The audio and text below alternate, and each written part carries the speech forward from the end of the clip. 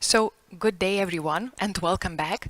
I'm Aurelia Proškutė, the head of Applied Macroeconomic Research Unit here at the Bank of Lithuania, and well, I'll be your host today. We are continuing our conference, Adjustments in and to an Uncertain World, organized jointly by the Bank of Lithuania, National Bank of Poland, CEBRA and CEPR. So today is the second day of the conference. Yesterday already we had two exciting and enlightening sessions, followed by two keynote speeches, brilliant keynote speeches, I dare saying. And today we are going to continue in the same manner. So we have two more great sessions today on uncertainty-induced trade effects and macro effects of uncertainty. And also we're going to have a keynote speech delivered by Beata Javorcik, all of which I'm super excited and looking forward to. So I can see everyone tuned in and ready for the first session, so let me not waste more of your time. I give the word and control to Andrei Levchenko, professor at the University of Michigan, also a member of CEBRA and CEPR, who will be moderating the first session today. I dare saying that, well, we became friends with Andrei by organizing this conference. So he's also a co-organizer of this event. So Andrei, thank you very much. The floor is yours. Thanks and good luck. Very good. Thank you, Aurelia. We have an exciting session for you this morning or this afternoon if you're in Europe. And we're going to start with George Alessandria. So George, take it away. Great. Thanks so much for including me. Let me make sure we get this. You guys can see my slides? Yes. We'll start with the conclusions, of course. Full screen. And okay, great. I'm really happy to be able to participate in this conference. This is joint work with Shafat Khan, who recently graduated from Rochester, and Armin Kittelarian, who is on the market this year. So, you know, this paper I think fits in well with the themes of this conference. We're really kind of focused on how uncertainty from trade policy affects economic activity. I think we've talked a little bit about that already. You know, and trade policy uncertainty is kind of a hard thing to sort of measure, and it's something that firms have been kind of operating under for a lot, operating under increased uncertainty over the last 10 years since the Great Recession. You know, there was kind of the upside uncertainty of TPP and TTIP, and then there's been kind of some downside uncertainty from politics that we've seen in Europe and Brexit and the United States and China. So we're going to actually focus, you know, those are going to be really big issues that we're going to have nothing to say about. We're going to focus on like a really simple thing, which is understanding how China's, the uncertainty that China faced in the pre-WTO period affected their behavior. So, you know, understanding how trade policy uncertainty affects the aggregate economy is really hard because there's kind of two very interrelated questions that we need to understand. The first is, you know, how do agents respond to that in anticipation of this future uncertain? Here we'll be thinking about changes in tariffs, but you know, we need to know about what's happening in the future, and we're going to see behavior today. The other is we need to know what that uncertain future path of tariffs is. Now, I could ask a lot of people, you know, what they thought was going to happen with Brexit, when it was going to happen, by how much. But I think everyone would be wrong. So that sort of brings up the three questions that you need to understand about the path of tariffs. When are tariffs going to change? How much? And how likely? Okay, those are really hard things to kind of measure. The truth is firms make forecasts on trade policy all the time, and they kind of move on. But you know, these are obviously interrelated questions. So we're going to focus on U.S. renewal of China's MFN status in the 90s and then the post-90 period when they were in the WTO and didn't face this risk. Our approach is going to be different than what people have done in the past. This is obviously a highly studied area in that we're going to use within-year variation in the tariff risk from the political process. The idea is going to be really almost trivial in the sense that, you know, every year there was going to be a point where the U.S. decided whether tariffs were going to go up or stay low. Firms are going to know when that's going to happen. And, you know, if you're, say, like a toy buyer in the United States, you basically are going to time your purchases so that you don't buy right after that uncertainty. You're going to kind of shift your purchases beforehand. So you don't want to sort of think of your big selling season as Christmas. If the uncertainty gets resolved in September, you might shift more of your orders to August to make sure that you get the stuff in the warehouses and don't face this risk. So we're going to leverage that aspect of the political process to basically show you that firms were making these types of decisions, and then based on how they're making those decisions, we can then extract what the probability that they thought this thing was not going to get renewed. Okay, so what we're going to show you is when we go to the monthly data, we're going to actually find that imports rise with trade policy uncertainty as it's been measured by other people. So we're going to call it anticipatory stockpiling. This should be no surprise, right? All of us did this when we thought COVID was coming, right? Everyone ran out to the grocery stores, bought a lot of stuff, filled their refrigerators or whatever else. We're going to take like an off-the-shelf inventory model where firms are making these forward-looking decisions, and they're using they're economizing between the holding costs of goods and the purchase price and the fixed costs. And we're going to use that model to estimate annual non-renewal probabilities, which are going to be about 5%, which is considerably lower than what people find in the literature, using other margins of adjustment. One of the things we'll do with our model, since we have a model that sort of is going to match the kind of within year variation, we're going to be able to sort of use that model to disentangle what people were actually responding to, whether it was the expected tariff change or uncertainty. We're going to find, obviously, before I say that, we're going to find that really most of this anticipatory stockpiling is in response to kind of what people thought as an expected rise in tariffs, and the uncertainty operates by kind of delaying how much of an anticipatory rise you're going to get. Oops. And then the last thing we're going to do is we'll show you that the losses from stockpiling are a tribute to what people have found in the annual data in terms of trade policy uncertainty lowering trade flows. All right, so the idea is, as I've said, is obvious. It's sort of clearest to think about it in an SS inventory model with many firms importing and reselling a foreign input. Suppose you're that toy manufacturer and you expect your tariffs to rise by 10% in 12 months with some probability pi, and then the tariff doesn't get realized.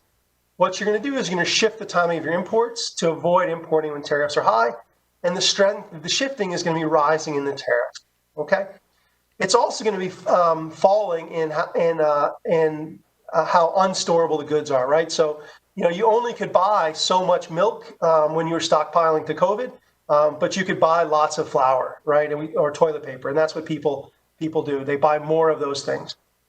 Importantly, this is only going to affect imports in a narrow window around the possible tariff change, so kind of longer-term risks aren't going to be contaminating our estimates. So here's just a picture. Again, we're going to think about you get news that tariffs could go up 12 months from now. If we're thinking about an industry where there's a continuum of firms and there's no tariff risk, trade is going to be constant. If the probability that this tariff goes up is 20%, basically no one's going to do anything until you get close to the time of the risk, and then you're going to buy a lot more. And then because you bought a lot here, your inventories will be high. You're not going to buy very much right after the tariff risk gets resolved. So high uncertainty, buy a lot. Low uncertainty, buy very little. Okay. If the tariff risk is bigger, if there's a higher probability, more stockpiling, a bigger boom and a bigger bust. And if even more uncertain, this is certain, even bigger boom and bigger bust. Now, this is for an industry where there's many firms. One of the things when we look at the data, there's not very many firms in the trade data. And so there's going to be idiosyncratic lumpiness that we're going to have to try to smooth out because there's lots of zeros in the data. All right, so let me talk about the evidence. It's kind of a long introduction for a 30-minute talk, but I think we wanted to just set the ideas. So there's certain aspects of U.S.-China trade relations in the 90s that are very useful for us in the sense that we know that U.S. Did not provide easy access to its markets in the 70s for communist countries. From 1974 onwards, those countries could get most favored nation status, conditional on some annual renewal by the president. For China, this annual renewal expired annually every July 3rd. From 90 onwards, Congress could had the option of disapproving renewal within 60 days. And what we saw was Congress would vote between July and September each year. Ex post, MFN was always renewed. So some economists said, hey, there was no risk ever. Some other economists would say, hey, there's a lot of risk. We're not going to ask economists what they thought. We're going to basically be asking firms what they thought through the lens of a model. What happens in 2000 is Congress grants permanent NTR upon joining the WTO, and then in 2001, China joins the WTO. So what this kind of timing, what this kind of process kind of gives us is it helps us to answer two of the three questions that were kind of hard questions to answer when we think about, say, Brexit uncertainty or the U.S.-China trade war. Basically, we knew when these were going to happen every year after presidential renewal and the congressional votes. So there's kind of a narrow window between July and September where we would get the uncertainty resolved. We knew how much. So every product, there was an outside gap, this NNTR rate and this MFN rate. People have said this gap is essentially exogenous because it was set much earlier. I don't know how the gap on computers was set in 1930, but we'll follow the literature in going down this path. The only thing we didn't know was how likely. So that actually makes our life easy. We know two of the three things we need to figure out, and we're going to be able to use a model based on the behavior that we see to estimate this likeliness. Okay? So our empirical approach is essentially a standard difference in difference type approach, except the difference in difference is going to be with kind of within year variation. So we've seen a couple of papers that have already done that yesterday related to trade. Okay. So we're going to basically be exploring differences in tariff risk across products and industries and across time periods. The difference here is we're going to be using monthly trade flows. So what we'll be looking at is kind of the growth rate of trade. We'll be looking at, because trade is extremely lumpy, we're going to have to aggregate up trade flows within like 3-month intervals, and then we'll look at 6-month growth rates of these 3-month intervals. So it's like a 6-month moving average of the growth rate. Okay. So if there's no kind of if trade is not lumpy in any way, this thing should be constant over time. The nice thing about this is this actually cancels out year fixed effects, so that's useful for us. The tariff risk, as I already mentioned, and the sample period is pre and post, and we'll be using products at a HS 6-digit level, and we'll be focusing on a balanced panel of 1,812 products. We can use rotating panels, everything's fine. All right, so here's the distribution of tariff gaps. Interesting, there's some industries that had no gaps and some industries that had huge gaps, but the median gap is about 31%. All right, let me kind of just talk about what we're really, there's a bunch of stuff that we're doing. Basically, what we're going to try to do is we're going to try to identify a seasonal in trade flows that is particular to US and China that is different for different types of goods facing different types of risk. So we need to have control for, the seasonal coming from China. The way we're going to do that is we're going to look at Chinese trade going to the US and Europe. So, what's the big source of seasonal there? Might be Chinese New Year. We also need to control for, product-specific seasonals, right? So toy demand or bathing suit demand is high in one part of the year versus another part of the year. We're going to control for that by just looking at all bathing suit demand, by looking at all products coming into the United States in that period. Okay. So here's our empirical setup. Essentially, we're looking at these within year growth rates where we're kind of moving the window within each year. We're looking at the growth rate for kind of trade between the US and China in the pre-period against the post-period versus all other trade flows. Okay. So what we want to see is it the case that we're going to be estimating this kind of coefficient month by month within the year? And what we want to see is there a particular seasonal that interacts with this trade policy risk? So again, I showed you that inventory picture. Do we see that products facing a lot of risk, people tend to buy a lot more of those in a particular time of year than products that face no risk? Okay. All right. So, there's this is what we estimate. We basically estimate that kind of trade flows are relatively high in the summer months. The uncertainty window is basically, we know the earliest time things could get resolved would be around July, but we also know that there was this 2-month window where Congress could vote. And so we basically have this window where trade for these products that face this risk is relatively high in the period just before uncertainty is resolved. And it's relatively low in all the other periods of the year. Okay. So this is, smoking gun evidence that, the products that we're looking at the firms are responding to the trade policy risk by changing the timing of their trade flows. Okay.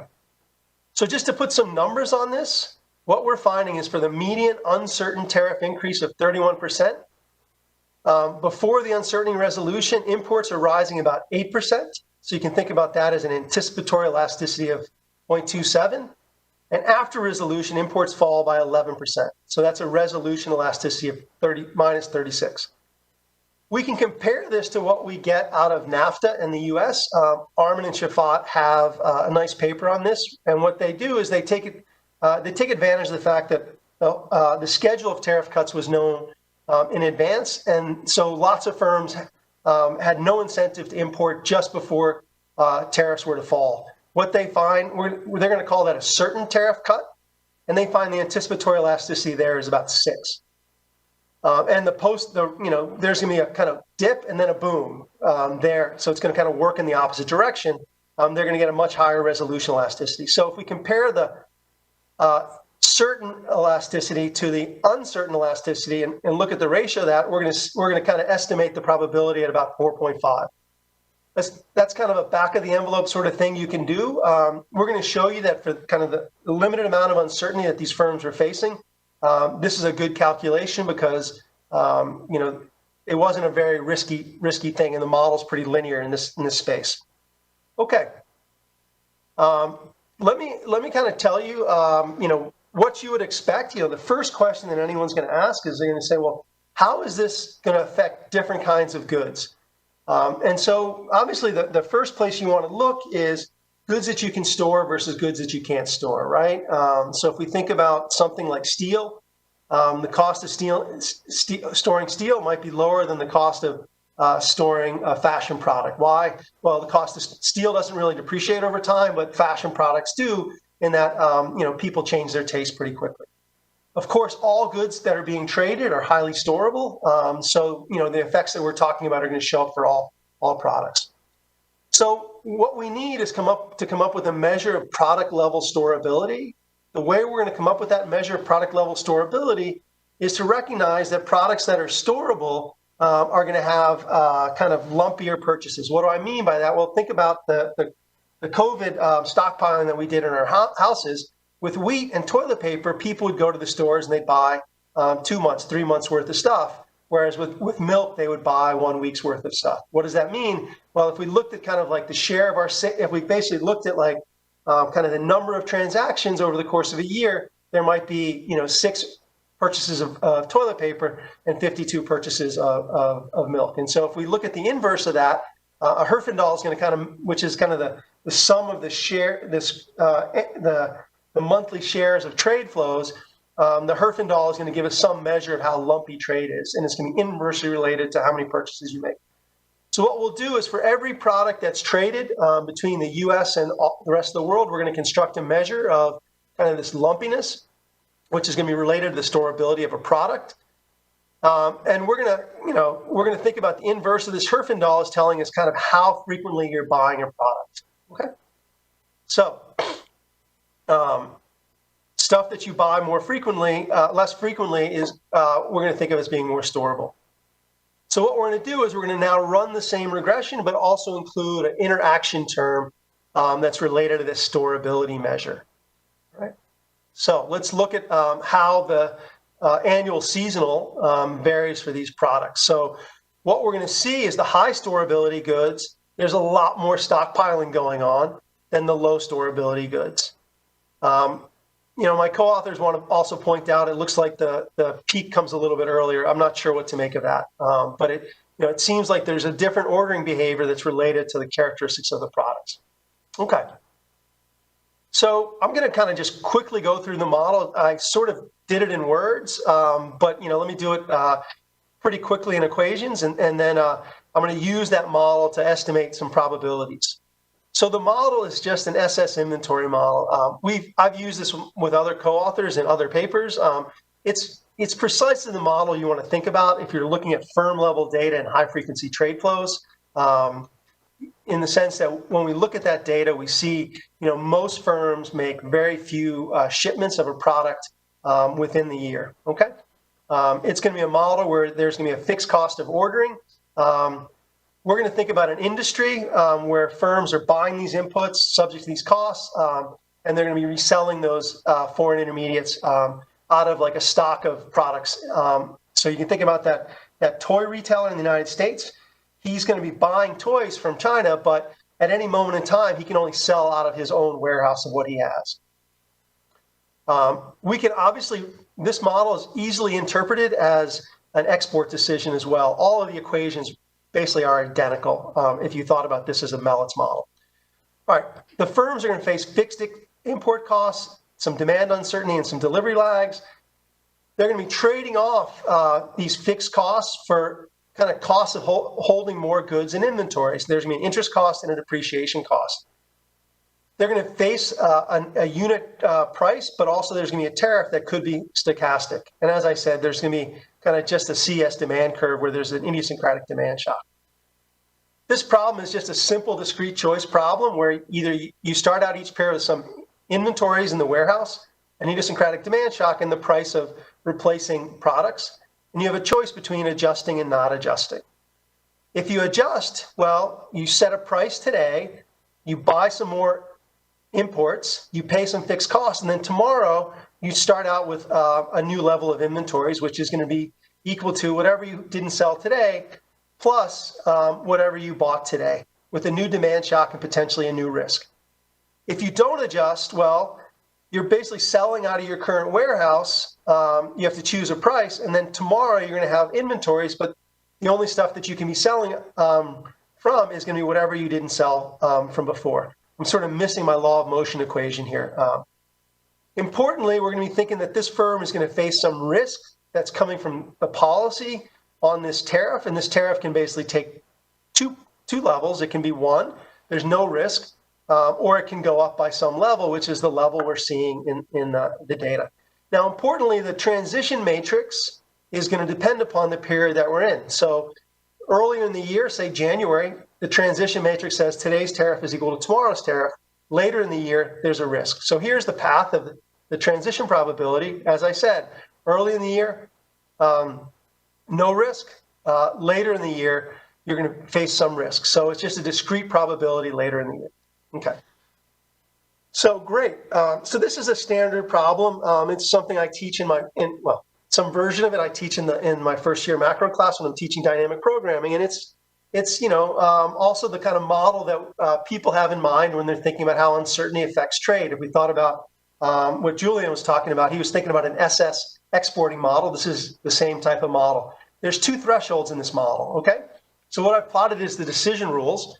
This is on the x-axis is the kind of level of inventories a firm has, and on the y-axis is kind of how high demand is today. And there's two lines. The right-hand line is kind of when you place an order, how much inventory do you want to bring into the period? This is kind of the upper S that everyone talks about in an SS model.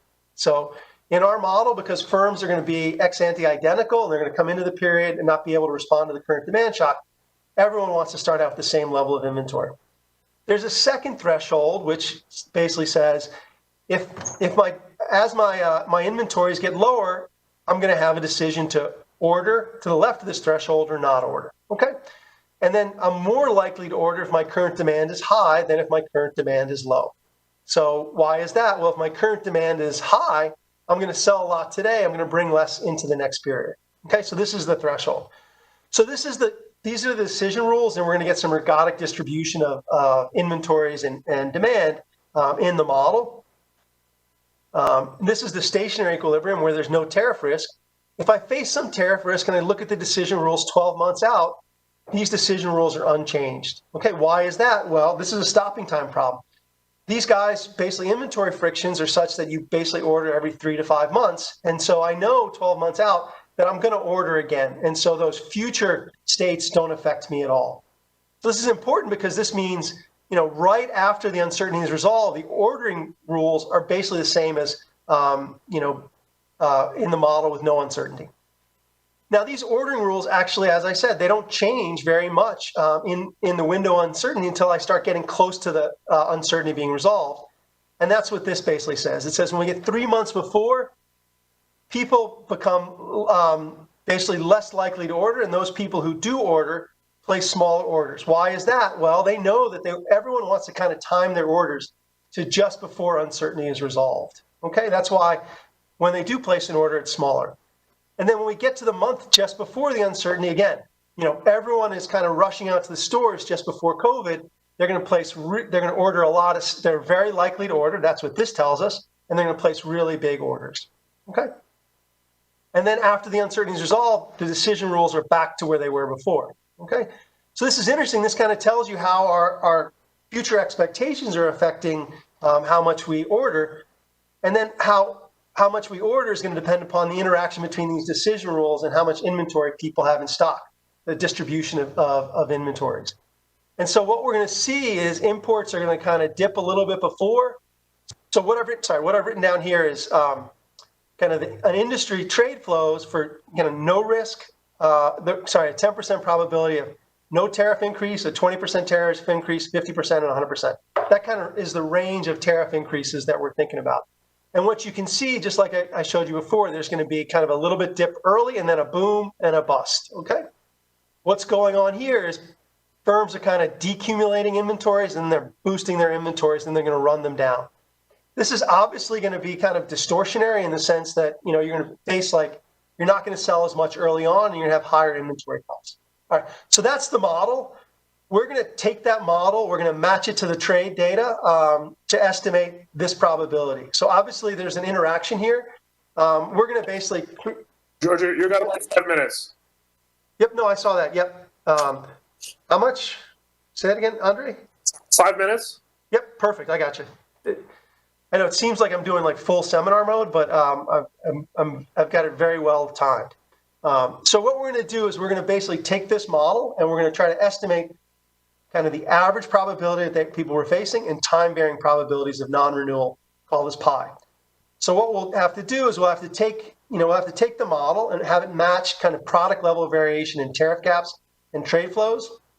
But obviously there's going to be interaction between the seasonal that these tariff gaps and trade flows are inducing and industry characteristics. So we're basically just going to do a simulated method of moments type estimation. And then what we'll do, this is basically just saying we're going to try to calibrate the tariff gaps and the kind of storability of the products. We're going to think about the reason why different products are lumpy are going to be an interaction between the tariff gaps and the storability. We'll match that in the data, and then we'll run the same regression on the in the model. And then what we'll be trying to do is look for the same coefficient on the tariff gap in the kind of peak period of uncertainty resolution. And then we're going to basically iterate on these probabilities until we match that probability, the gap that we found from the data, which was 27%. Okay. So that implies an expected reversal of about 4%. Right. We can redo that exercise year by year, and we're going to find a gap that ranges between 2% and 8.5%. What I'm plotting here is kind of the measure of kind of the concern that people had about non-renewal from Justin's work. These are news articles and the estimates that we're getting. So we're going to see that these things line up. Our probabilities, as I said, are around 8% early on, and they're falling to 1 or 2 or 3% much later on. Okay. Let me sort of tell you one thing that we're going to do is we want to be able to sort of sort out the difference between uncertainty and expected tariff changes. What do I mean by that? Well, you can think about there's the first moment effect where all of these things were going to raise the expected tariff in the certainty equivalent tariff, and then there was the variation around that. what we can do in our model is we can give each firm kind of the expected tariff change, say 4% times 100%. So that guy expects a 4% tariff, and we can estimate the way these guys would respond.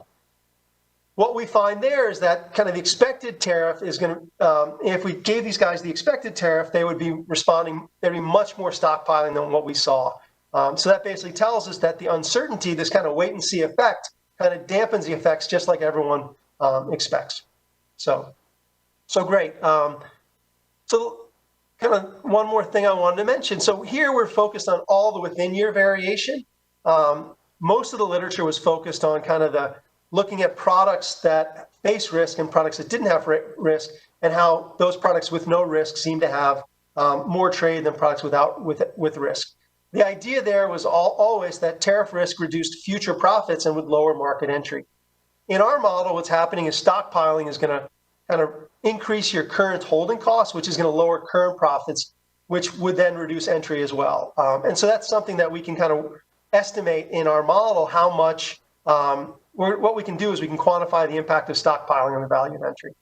Let me not show you kind of those numbers. Let me just sort of finish off with just kind of, I think I probably have 1 minute. So let me just kind of finish off talking about how the mechanism that we're thinking about kind of shows up in a lot of other places. So here I just want to talk about the US and the UK, mostly Brexit. Trade policy has been uncertain there. And what we've seen is rising stocks and robust economic growth. So what I want to just show you is kind of UK inventory to production measures over time. And this is kind of these different lines. This is the Brexit vote. This is the first time we thought that Brexit was going to be introduced. And this is kind of the second time. Both of these were delayed. So here, all kinds of articles about people in London stockpiling Nutella in their basement. Okay. What do you see? You see a lot of stock inventories kind of increase, fall, and then increase again. This also happens in Europe. What we see is a boom in trade followed by a bust, a boom in trade followed by a bust, and we see the same thing. This is manufacturing output. So kind of what we see, with China within year variation also seems to be happening at the aggregate level in response to aggregate shocks. So thanks for your time. I mean, I think what we've tried to do is take a new approach to quantifying trade policy uncertainty, leveraging near-term monthly data. The nice thing about this monthly data is that it's informative. It's not just noise. There's a lot of it, and it's telling us something about and firms are kind of adjusting their behavior in response to tariff risk. What we're finding is that the tariff risk that people were inferring was a bit lower than what other people were infer using other margins. I think it would be important to kind of combine the model that we're working with other decisions that are kind of more distant. And I think there's a lot of stuff that people could do in the aggregate, and even related to COVID. COVID is another kind of shock where we're seeing a lot of stockpiling behavior. So thanks so much. Thank you, George. The discussant is Justin Pierce. Justin, you have about 12 minutes. Okay, great.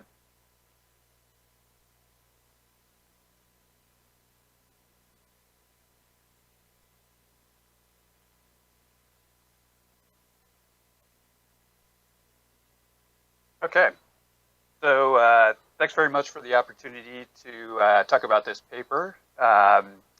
My name is Justin Pierce. I'm from the Federal Reserve Board, and because of that, just a reminder that these are my own views and not anyone else's.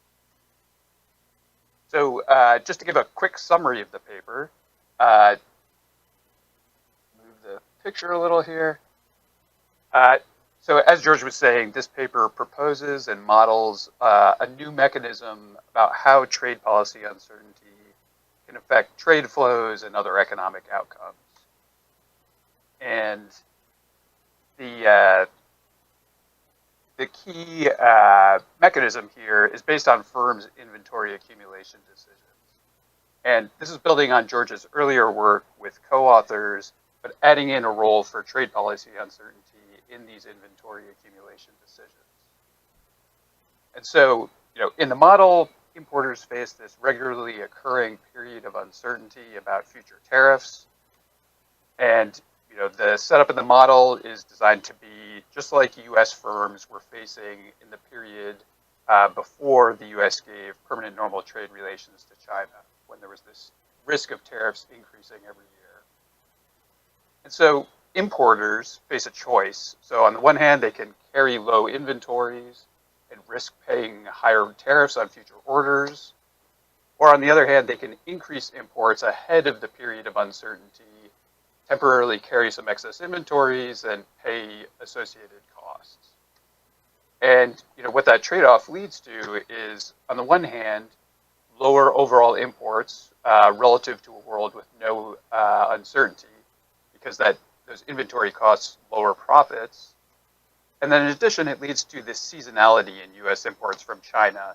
And so, figure 7 from the paper really just takes home this message very clearly. You see that imports rise above their baseline in the months before potential tariff increases. And then they fall below in the months after uncertainty has been resolved and firms are drawing down their inventories. And I think this is really striking evidence that firms are taking this threat of tariff increases seriously, and they're adjusting their behavior accordingly. So, putting this work in context a little bit, this mechanism is novel to the literature, and so it's a really nice contribution. Thinking about where we came from here, so Pete and I had this paper looking at the relationship between the NTR gap and employment and trade flows. And in our paper, it was reduced form. And the NTR gap measure that we had encompassed effects of both pure uncertainty and expected tariffs. And we were interested in both of these things, but we didn't do anything to separate those effects. And then we were also agnostic about the specific mechanisms through which uncertainty could affect economic outcomes, though we did have some firm level evidence suggesting that uncertainty was discouraging firms from entering into US-China trade. So in theoretical work, Henley and Limau, and then later Crowley et al., building on that work, provided models that nailed down this mechanism where uncertainty lowers trade through its effect on firms' decision to enter into exporting. And so basically, if entry into exporting requires paying a sunk cost, uncertainty creates an option value to waiting to enter. Some firms do wait, and so the value of trade is lower under uncertainty than it would be without that uncertainty. And you can see that these two mechanisms are quite different. I'd also say that they are not mutually exclusive. And my sense is that the body of evidence, both from the existing literature and then I think the compelling evidence in this paper, are that both of these channels are operative and they're both economically important. So giving some my reactions to this paper, I think the theoretical mechanism is intuitive and plausible. The model is straightforward and easy to follow. And as I was saying, I think the empirical results really provide some convincing evidence for the relevance of this channel.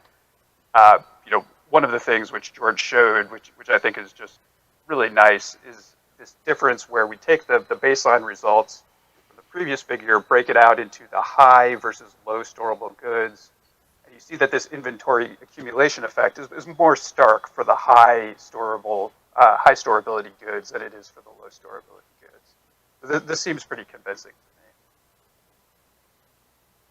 And then, I think also the model suggests some important new ways that uncertainty about trade policy could affect welfare, and in particular lower welfare. And, that's by distorting the set of firms that are engaged in trade, by imposing inventory costs on firms that are trading. And I'm going to suggest a related cost of uncertainty that sort of occurred to me based on the insights of the model. And that is that lumpiness in ordering by US importers might cause Chinese firms to hold excess capacity. And so that's a pretty straightforward idea, but I want to illustrate it using a non-trade example. And so if we were in person here, I would take a moment for trivia and ask people to guess what this series is showing. It's harder to do that virtually, so I'll just give it away and say that this is the output, not seasonally adjusted, of the electric power generation, transmission, and distribution industries in the U.S. And you can see that this is very highly seasonal. I also wanted to point out another feature of this,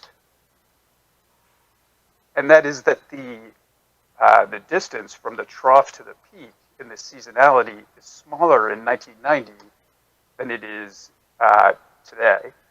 And this is important in electricity because if the electricity industry doesn't have enough capacity to meet the summer peak in demand, then the lights go out.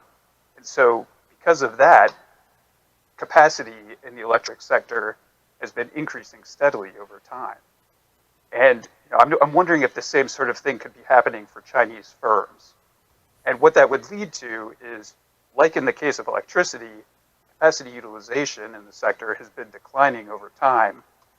So I'm wondering, does the excess capacity required to satisfy lumpy orders lower capacity utilization for Chinese firms, and does that represent another efficiency loss of uncertainty?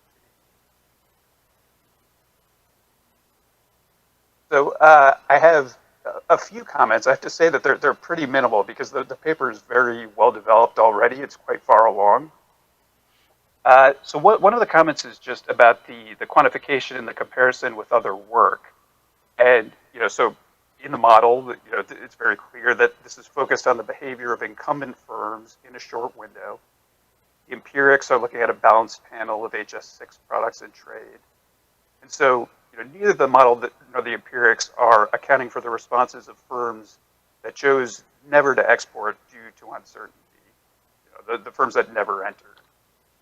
And this is relevant because the estimates in the paper are quite different from the existing work, like Henley and Limau 2017, which is focused exclusively on this export entry channel.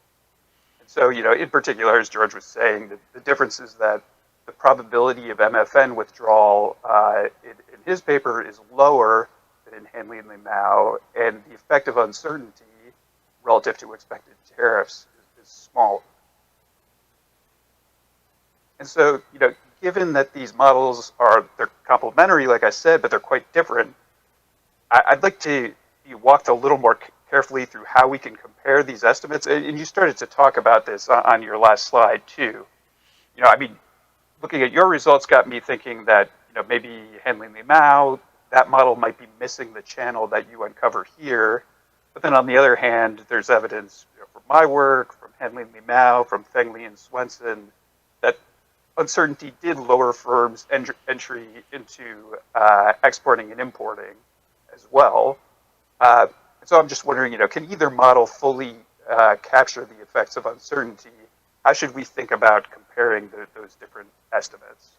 And like I say, you were talking about this at the end, that it would be nice to be able to account for both mechanisms.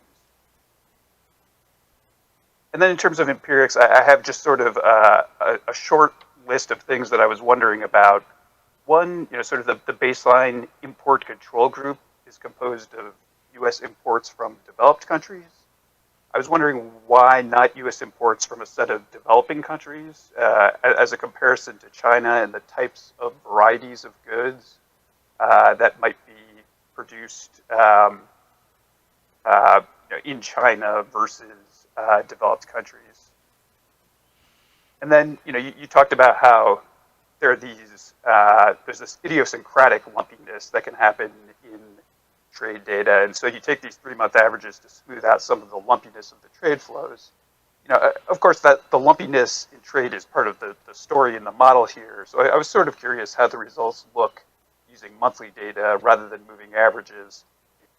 Again, you have a case for why you would smooth this out as well.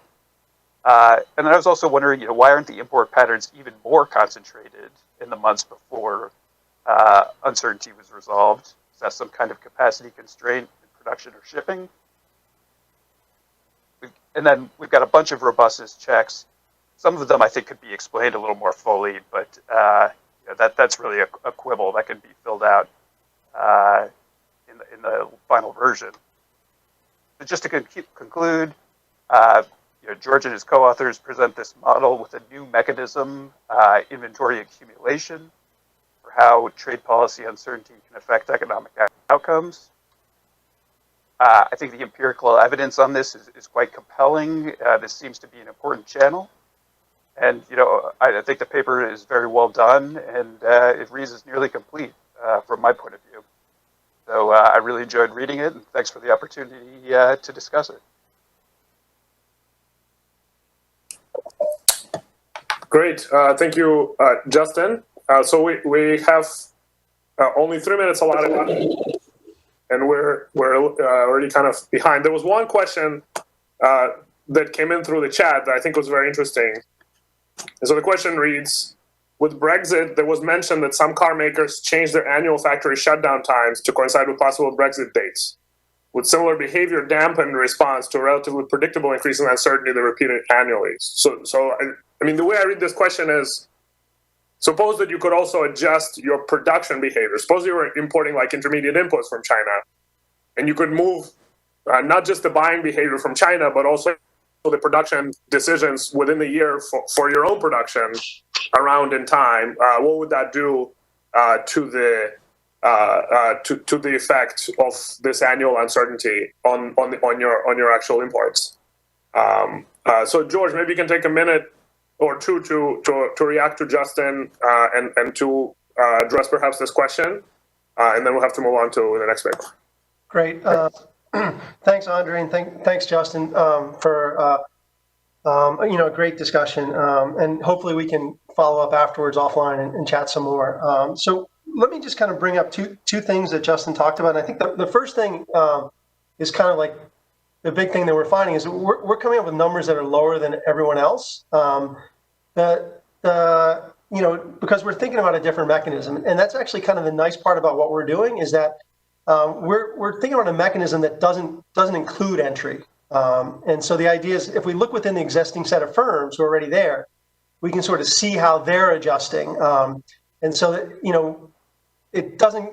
That's kind of the nice part I think about what we're doing. And that's kind of where I show you within the course of the year, this uncertainty is only really operating at a very tight horizon. And so the thing about the entry decision is, all future states matter. Like if you think about a typical exporter, it's like the typical exporter is in the market between 4 and 8 years. And so you have to kind of talk about the whole path. And so this, the inventories is really good for just thinking about some kind of narrow window. It's not good for the kind of the long run risk. That being said, it's going to operate the same exact way where it's going to lower profits and discourage entry. But it's useful to look within the set of operating firms. The other thing that Justin was pointing out, and I think Andrei with that question was talking about, is what does this kind of do to like the pattern of sales in an industry? And it's going to basically kind of distort the pattern of sales, right? Like all of us like to have a smooth pattern of consumption, and this is going to basically induce a seasonal in our consumption. Just like we saw the seasonal in the demand for air conditioning, we're going to see a seasonal in our demand for toys or something like that. And that seasonal is kind of inefficient, and it's going to show up in like U.S. consuming too much a little bit too soon. Maybe the sales for toys happen a little bit more right at Thanksgiving than they would 2 weeks later, and that's going to be costly. Importantly, this is going to be costly also for the Europeans and all the other directions. I showed you that the seasonal for the U.S. shows a boom and a bust, but the seasonals in the other directions are kind of like complementary in the sense that not exactly the same, but trade flows from China to Europe end up looking kind of they're dampened, and this is precisely this idea that like if you're the Chinese manufacturer and demand to the U.S. is high, well, you better shift your production. But one way you shift production is by lowering your shipments to Europe, and so the Europeans are also going to face more kind of fluctuations in the pattern of consumption of products. And the question that basically just came in was, now we're kind of causing other industries to also kind of move away from like the ideal timing of when you're producing. And so I think this is all kind of pointing to if we had a consumer and general equilibrium model, we're going to get inefficient fluctuations in consumption that are going to show up as welfare losses, which we need to kind of write down the full model, but I don't know how costly this is, but yeah. So I think that was the 3 minutes, and I think I was able to kind of address the 2 main points that came up. I really look forward to talking to Justin some more, and thanks for everyone for their comments.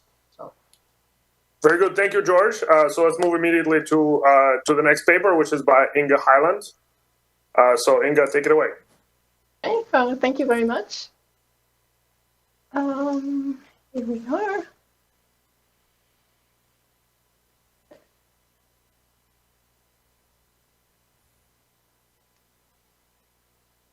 Okay, well, let's start at the beginning. Okay, thank you very much, first of all, to the organizers for including my paper into this fantastic conference. So strictly speaking, this is not a paper about uncertainty, but it is a paper about risk, as you're going to see. And the motivation to write this paper was this simple idea that exporting provides firms not only with profit opportunities, but can also provide diversification benefits if demand is stochastic and imperfectly correlated across markets. Diversification benefits, however, don't really show up in most of our applied trade theory models because those assume risk neutrality or no uncertainty to begin with. And more or less explicitly, this is justified with the assumption many times that there are financial markets in the background which can take care of risk diversification. Diversification benefits do play a role in another strand of literature, a relatively small strand, which has analyzed the problem of a risk-averse firm that optimizes a trade-off of expected profits against the variance of profits. This literature, however, makes another fairly extreme assumption, which is basically the absence of financial markets, which kind of creates this fact that firm owners care about the variance of the firm's profits. So my paper kind of wants to come in between these 2 strands of literature and revisit this problem of how firms choose export markets under demand volatility in a setting where we do have risk aversion on the part of consumers and investors, but we also have financial markets in the background that might potentially be complete. So I'm going to ask the question and whether in this setup, risk diversification still matters for the pattern of goods trade.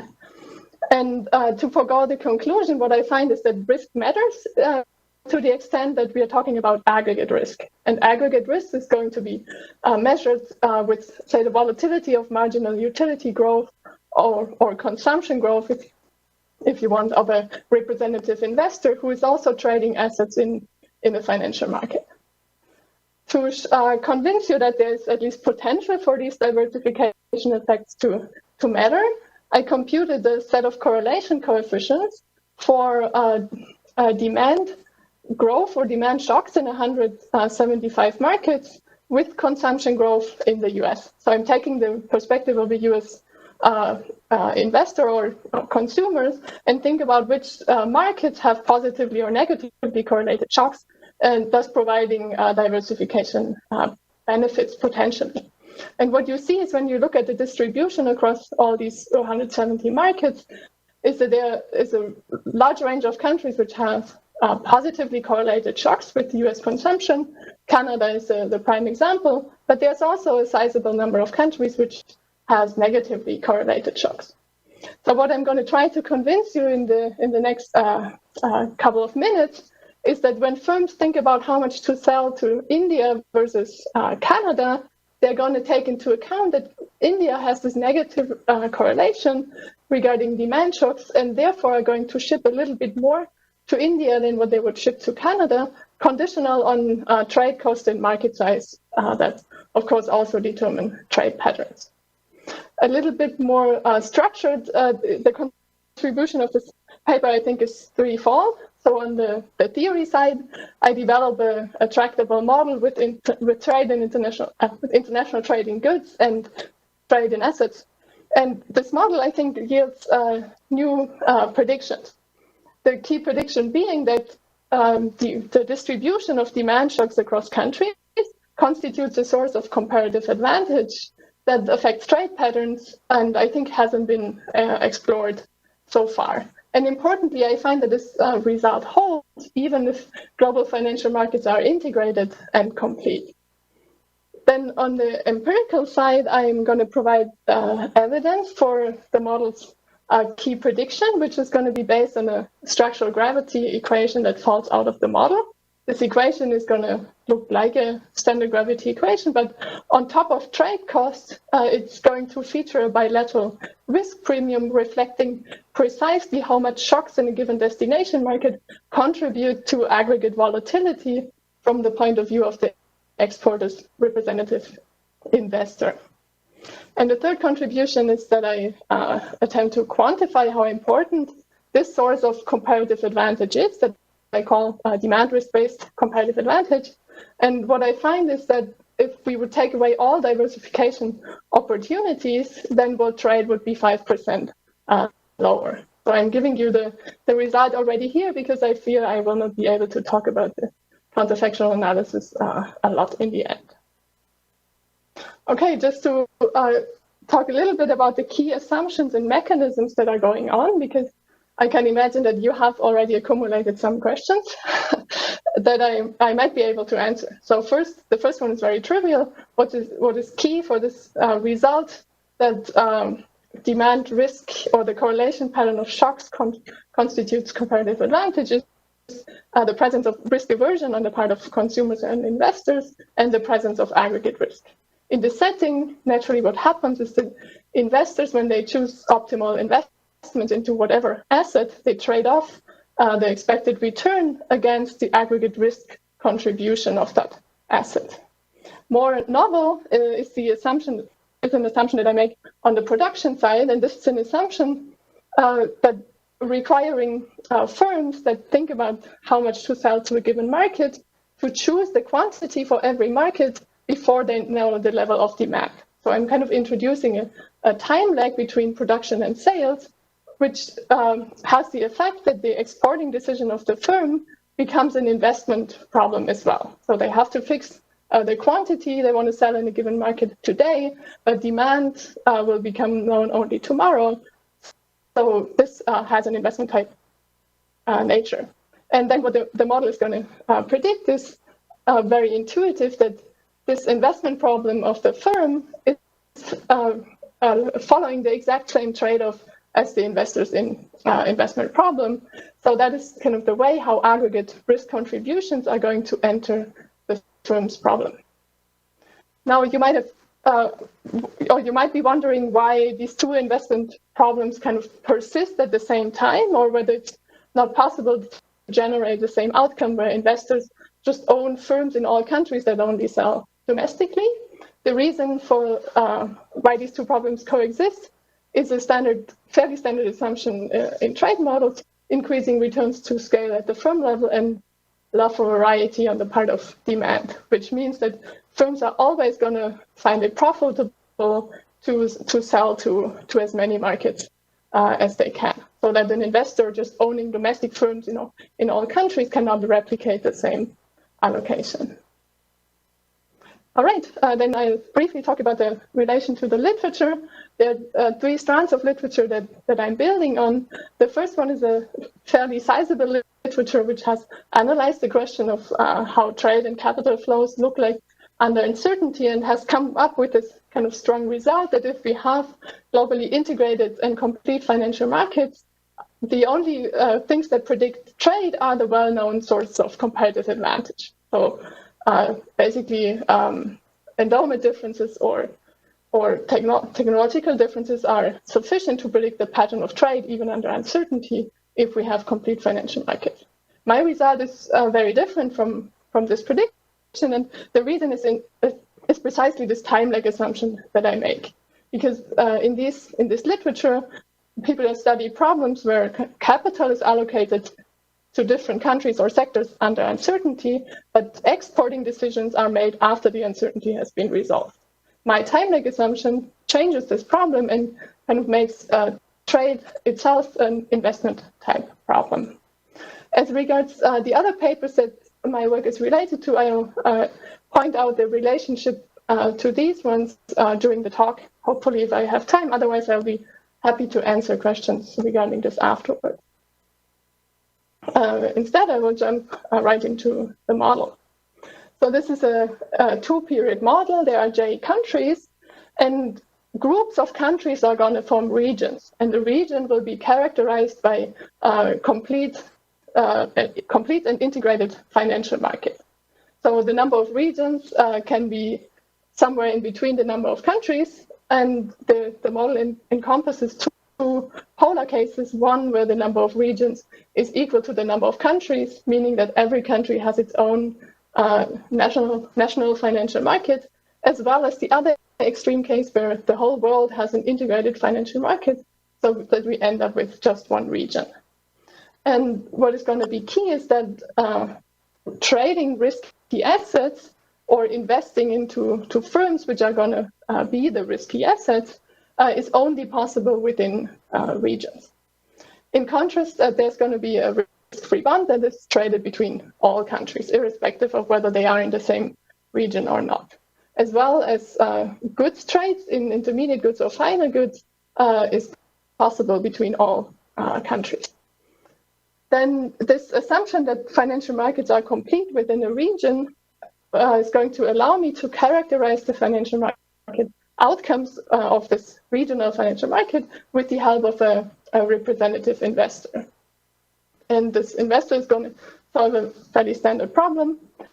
In period zero, the investor takes his initial wealth in units of an aggregate consumption and investment good and splits it between consumption, risk-free investment, and risky investments. And these risky investments are going to be the shares of firms from all the countries which are part of region R.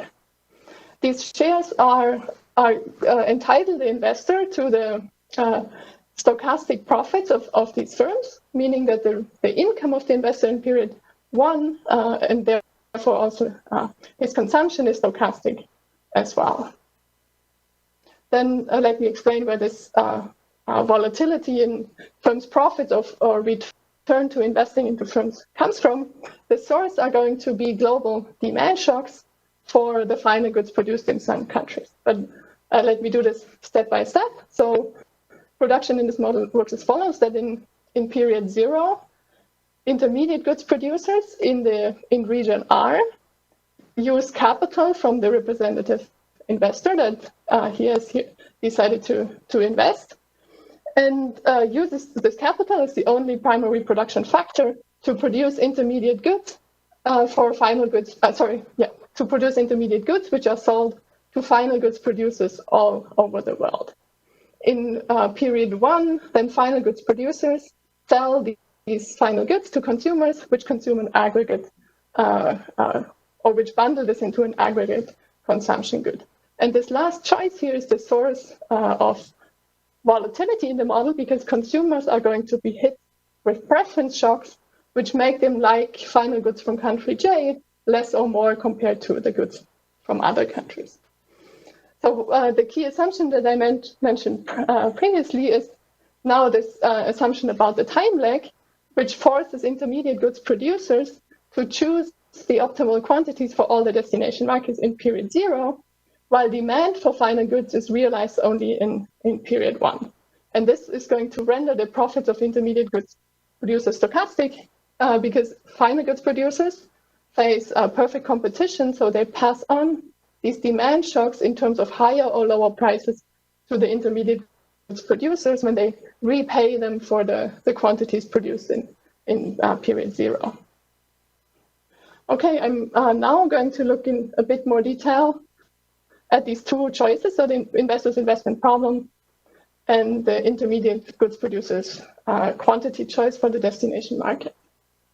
The investor, when he chooses how much to invest into a certain firm or how many shares to buy, follows a very standard Euler equation that you have seen many times. I'm just repeating this here because it's going to be key to understand the firm's problem later on, and which is not so standard in the trade literature.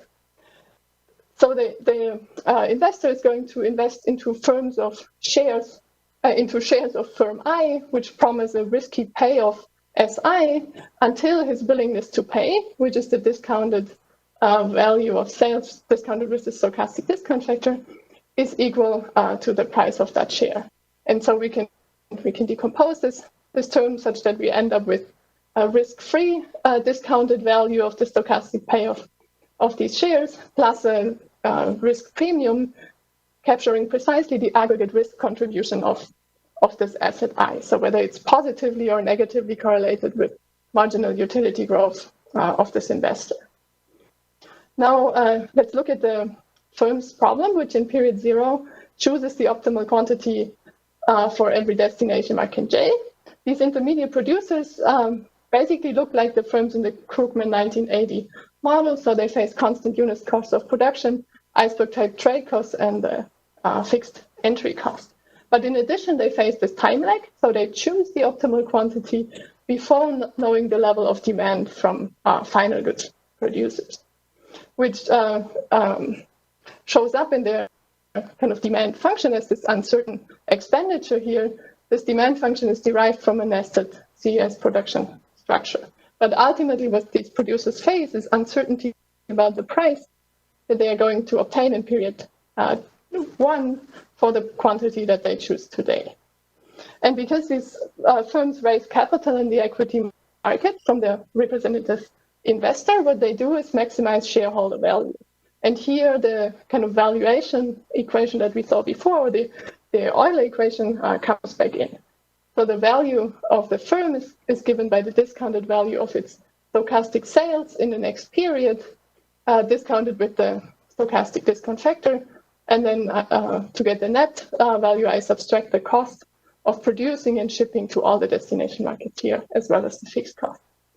So what comes out of this optimization problem is the key prediction of the model. It's regarding the optimal quantity chosen for every destination market by producer from country I. And this looks pretty much like the standard gravity framework. This is basically what the standard gravity framework would give you. The optimal quantity is going to depend positively on the expenditure in that market. Here it's the expected level of expenditure, and then it depends on the relative competitiveness measured by the cost of producing and shipping to that market relative to what the producers from all other countries face. Now, what these additional assumptions of my model bring in is this lambda term, and lambda is bilateral risk premium, and it measures precisely whether deviations from that expected demand level covary positively or negatively with the stochastic discount factor of investor R, who is the representative investor for firms from country I.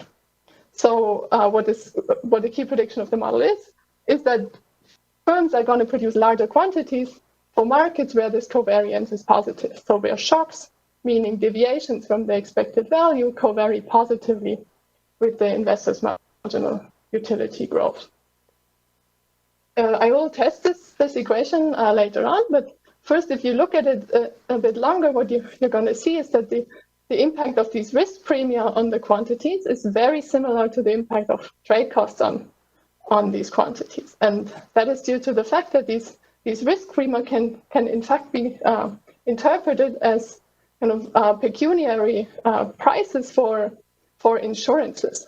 So what's fairly easy to show is if we use the Euler equation again, is that the risk premium is equal exactly to the price of an asset, which insures the owner against any deviation of demand from its expected value in the destination market. So if in this financial market you wanted to buy an insurance against the demand risk, lambda would exactly be the price.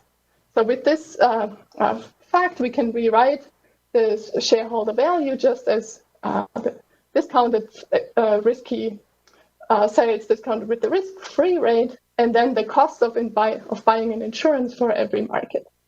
And this problem, I guess, looks much more standard to what we think firms actually do. Like this idea that they use the stochastic discount factor to discount their sales is probably not that common, but we can write this in this equivalent way, which is very intuitive.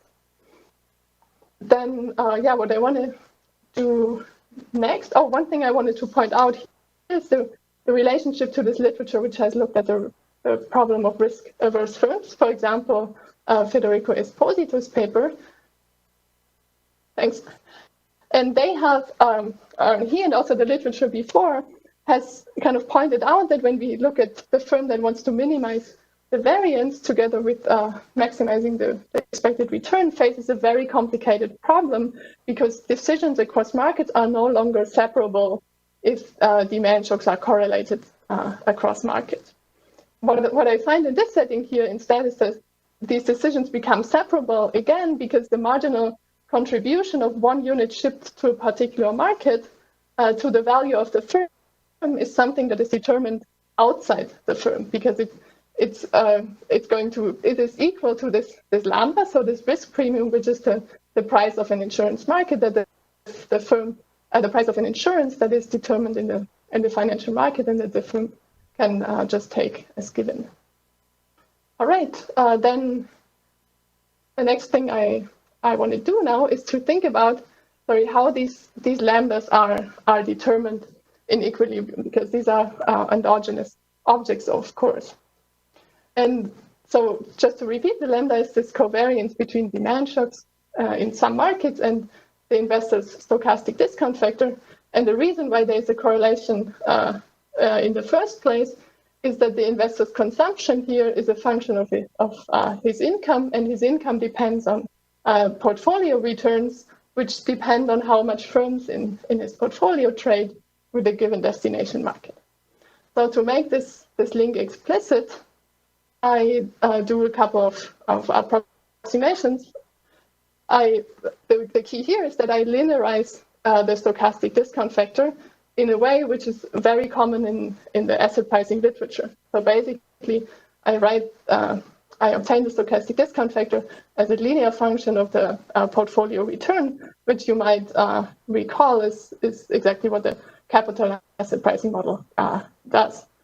And then I can use another feature of the model, which is that these portfolio returns, so this is a weighted average of the firms in the investor's portfolio from different countries in his regions, can be written as a linear function of the demand shocks in all the markets. So every individual firm's profits depends linearly on these demand shocks, and then I just get a weighted average over these individual firms' returns to arrive at the portfolio return. And then it's, in fact, very simple to write down explicitly what the covariance between the discount factor and any of these individual countries' demand shocks is. And that is precisely my risk premium lambda. So what I get is a fairly intuitive expression.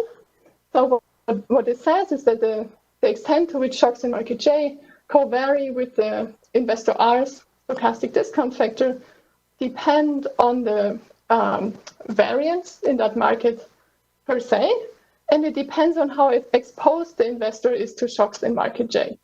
And this exposure Bj here has two components.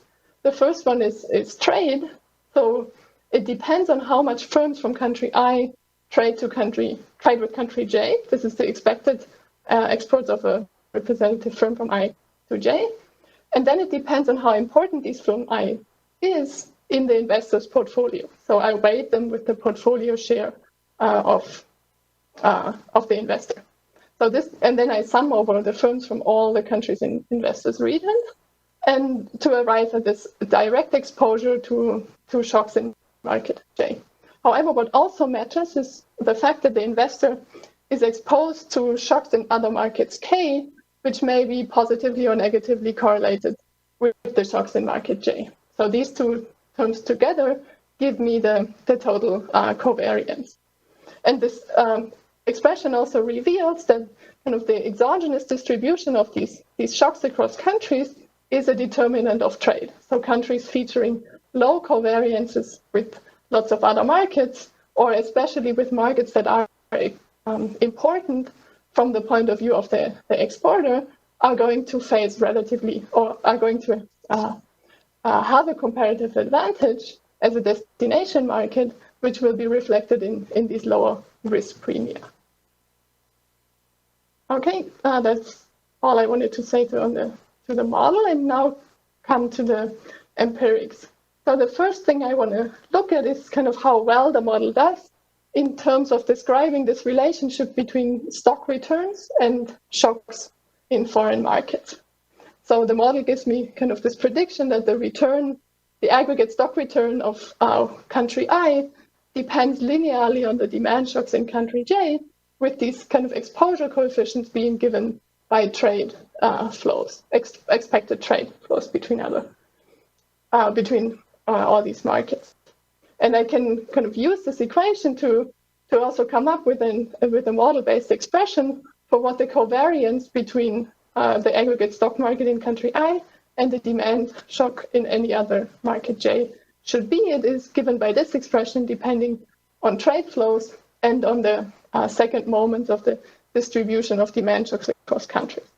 So what I want to do is compute this term based on trade flows and these second moments, and also compute this term using actual stock market data, and then see how these things line up. What I need for this is, of course, a measure of demand shocks in all the destination markets. And what I use here is aggregate import growth, or growth of aggregate seasonal adjusted imports at the monthly level. And then together with stock market data, which I get from kind of French and Farmers database, I can compute these kind of empirical measures of the covariance, or it's actually a correlation coefficient, and the model-based equivalent using just trade data. And then when I compare these two things, I get something very nice. So I find that this prediction regarding the relationship between stock returns and trade flows is actually borne out in the data quite well. So here you see the model-based version, and here it's plotted against the stock market data-based version. Okay, the second thing that I want to show you regarding the empirical part of the paper is now how well this prediction regarding the impact of covariances on trade flows is borne out in the data. Remember, the first order condition of the firm was saying that conditional on trade flows and market size, a positive covariance with the discount factor or a negative covariance with consumption growth should induce firms to sell larger quantities to given destination market. So from the first order condition, I get this empirical gravity equation featuring as an additional term these covariances. The other variables I have on the right-hand side are trade cost proxies, so dummies for membership in the EU or in free trade agreements, and a bunch of fixed effects. Importantly, what you see is that I control for product importer exporter fixed effects. I should have said that I run this regression at the product level, so that this coefficient is ultimately only identified from variation over time. And I also should have said this before, that I compute these covariances for rolling time windows of always using 10 years of data to obtain a covariance between these demand shocks and the stock market of a given country. Then regarding the trade data, I used a standard source. I have, in the end, 21 exporting countries. 21 is due to the fact that only for a set of countries, I have good data on stock returns. And I experiment with different time periods, but my preferred regression uses 4 years of data spaced in 10 years. Then one key concern is reverse causality. So on the previous slide, I tried to convince you that countries that trade more have higher covariances between shocks and stock returns. And now I'm plugging this value here on the right-hand side, where I have trade on the left-hand side. So obviously, there's a reverse causality problem going on here. What is positive, though, is the fact that the model tells me that because the relationship between aggregate trade flows and these covariances is positive, it's going work against me finding a negative coefficient here once I control for trade costs, etc. Oh, no, it's generally going to work against me finding a negative coefficient here. So I explore this reasoning more in the data and find support that indeed this bias caused by reverse causality goes in the predicted direction. Let me show you the results. What I find is indeed, as predicted by the model, a negative impact of these covariances with the return to the stock market, which would mean a negative covariance with the discount factor on bilateral trade flows. I do a bunch of robustness checks that I don't have time to talk about now. Instead, I want to spend my last 30 seconds to just give you a short idea of what I do in the quantitative analysis. So there I want to ask how important is this source of comparative advantage for trade flows. And what I do is a counterfactual experiment where I compute kind of the trade flows in a counterfactual world where all countries' shocks become perfectly correlated. And I need additional assumptions to solve the model, but then I can kind of match it to data. I calibrate it to the trade and production patterns in this time period, and then simulate the counterfactual equilibrium where all countries' shocks have become positively correlated. And as briefly mentioned, I find that this has a large impact on global trade. So trade would be 5% lower if diversification opportunities were taken away. I want to conclude here because I'm very much looking forward to the discussion, and my conclusion slide doesn't have anything else to offer. Thank you.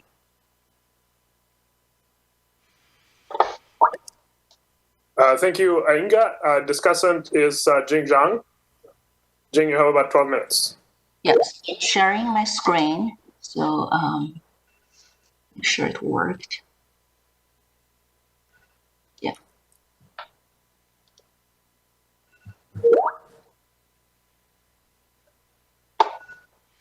Are you able to see my screen now?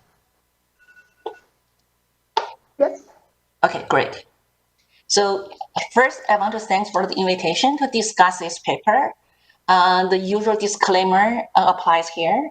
So I want to start by saying this is a really nice paper. So it's a combination of both trade literature and international finance literature. I can see this paper is going to spark a lot of follow-up research in this area. So let me start. Give you a quick summary what this paper has done. So the main idea here is to try to see how the demand shock, in particular, the patterns of the correlation of demand shock across countries can shape the trade flows globally. And this becomes another source of the comparative advantage. And the key thing here is they bring this together with ISA trade and show this diversification role of the exporting will survive even with trade in financial market, even with complete market. So I think this is a really nice paper. And also paper is well-rounded. So it takes 3 tasks. So it first built a theory which nicely link international trade and the kappa M model with portfolio diversification together, and generate this risk augmented gravity equation, which connect to the literature very nicely. And second, it go above the theory, it try to test the theory. So started with try to provide some empirical evidence of the model mechanism, and moving further, try to even calibrate the model and quantify the importance of this demand risk-based comparative advantage in global trade. So this is really well-rounded and has been pushing at different directions. I really like it. So let me just give you a quick summary of the key mechanism of the model before I move on to comments, hopefully potentially going to improve the paper. Okay. So first, the model has 2 periods, date 0 and date 1, and they are J countries, and they can be grouped here exogenously into different groups, like regions. And there will be complete market within regions, but not across regions. So this is like a basic setup. So at date 0, all the intermediate goods are produced and even shipped out to their destination country. So there are delays in when they only get there in date 1, but the key is all the quantities are predetermined in date 0. So at date 1, all the intermediate goods shipped out at date 0 arrive, and then they're going to be assembled into final goods. And then these final goods will be freely traded across country and instantaneously available for consumption. Okay? So this is a key physical structure of goods. And what's the uncertainty here? There's only one source of uncertainty, which is demand shock. Basically, globally, how much we like particular country's good. And this is a common across all the countries in the world. So for example, it's suddenly today we wake up, we want more European goods. All the country want that. Or we want more Chinese good, and all the country want that. Right? That's a key, like a demand shock. It's global, it's common. And what about the financial market? So as I mentioned, so countries can trade this risk-free bond, which is traded internationally, and then they can only trade shares of the firm in their own region.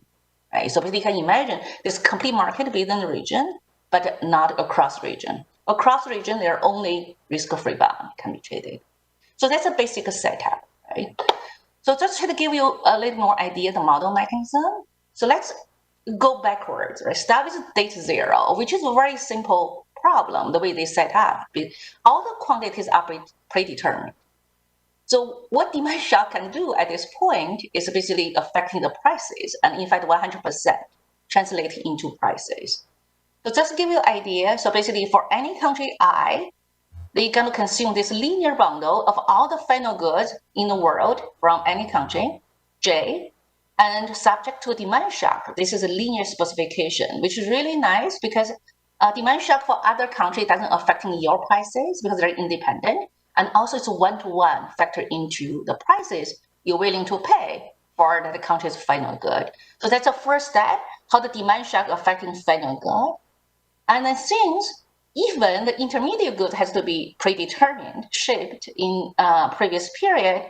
So then the perfect computation among final goods is going to transfer all this demand shock to one-to-one to the prices for the intermediate inputs arrived in that country. Okay, so that's what happened in period 1. Of course, at date 0, when countries, firms, the producer decide, where to ship goods, they're going to take this uncertainty into account. They want to figure out what's a risk, at different destinations and how that correlated to my aggregate income or return on consumption, and try to make the exporting decisions. So let's roll back one period. Let's look at date 0. So the key at date 0 is you start with some wealth, then you're going to decide how much to consume, how much to invest. This is basically consumption saving decision, which is in the background of the paper. And when you save, you're going to decide how much you put in a risk-free asset and how much you put in a risky equity, only in your region, which is available to you. So that's a sum of AIJ term. And your return next period is down to basically your portfolio return, your investment return, right? So that's basically exactly remind you what's a kappa M, right? Basically, you have certain asset, you decide where to allocate your portfolio, right? And all the usual kappa M result going to work here. So particularly, you're going to generate this risk premium across countries. And the countries which has shocks, when the return, the shocks, are positive correlate with your aggregate income or portfolio returns, the premium going to be large, right? You're going to pay higher prices for that, return on that. So that means you're going to have lower portfolio share in that particular destination. That's directly linked to the trade. So that's kind of like a really interesting tweak of the model. So basically capital is only production factor, right? So whatever this equity investment at date 0 across firms, which are going to serve different destinations, but directly linked to the output and trade in period 1. And particularly, country with demand shock that more correlated with home income they're going to be less preferable for exporting because their risk has higher covariance of your own consumption. So you're going to trade less to those countries. So this is like a key model mechanism. So they're going to derive two important basically relationships from the model to be tested in the empirical work. So first will be how the risk premium, from each country I's perspective for each destination J, relates to the covariance of demand shock in country J with respect to their market return. Okay, here they're going to think about the national stock market return. Okay, to proxy for the stochastic discount factor or income risk the country I is facing. Okay?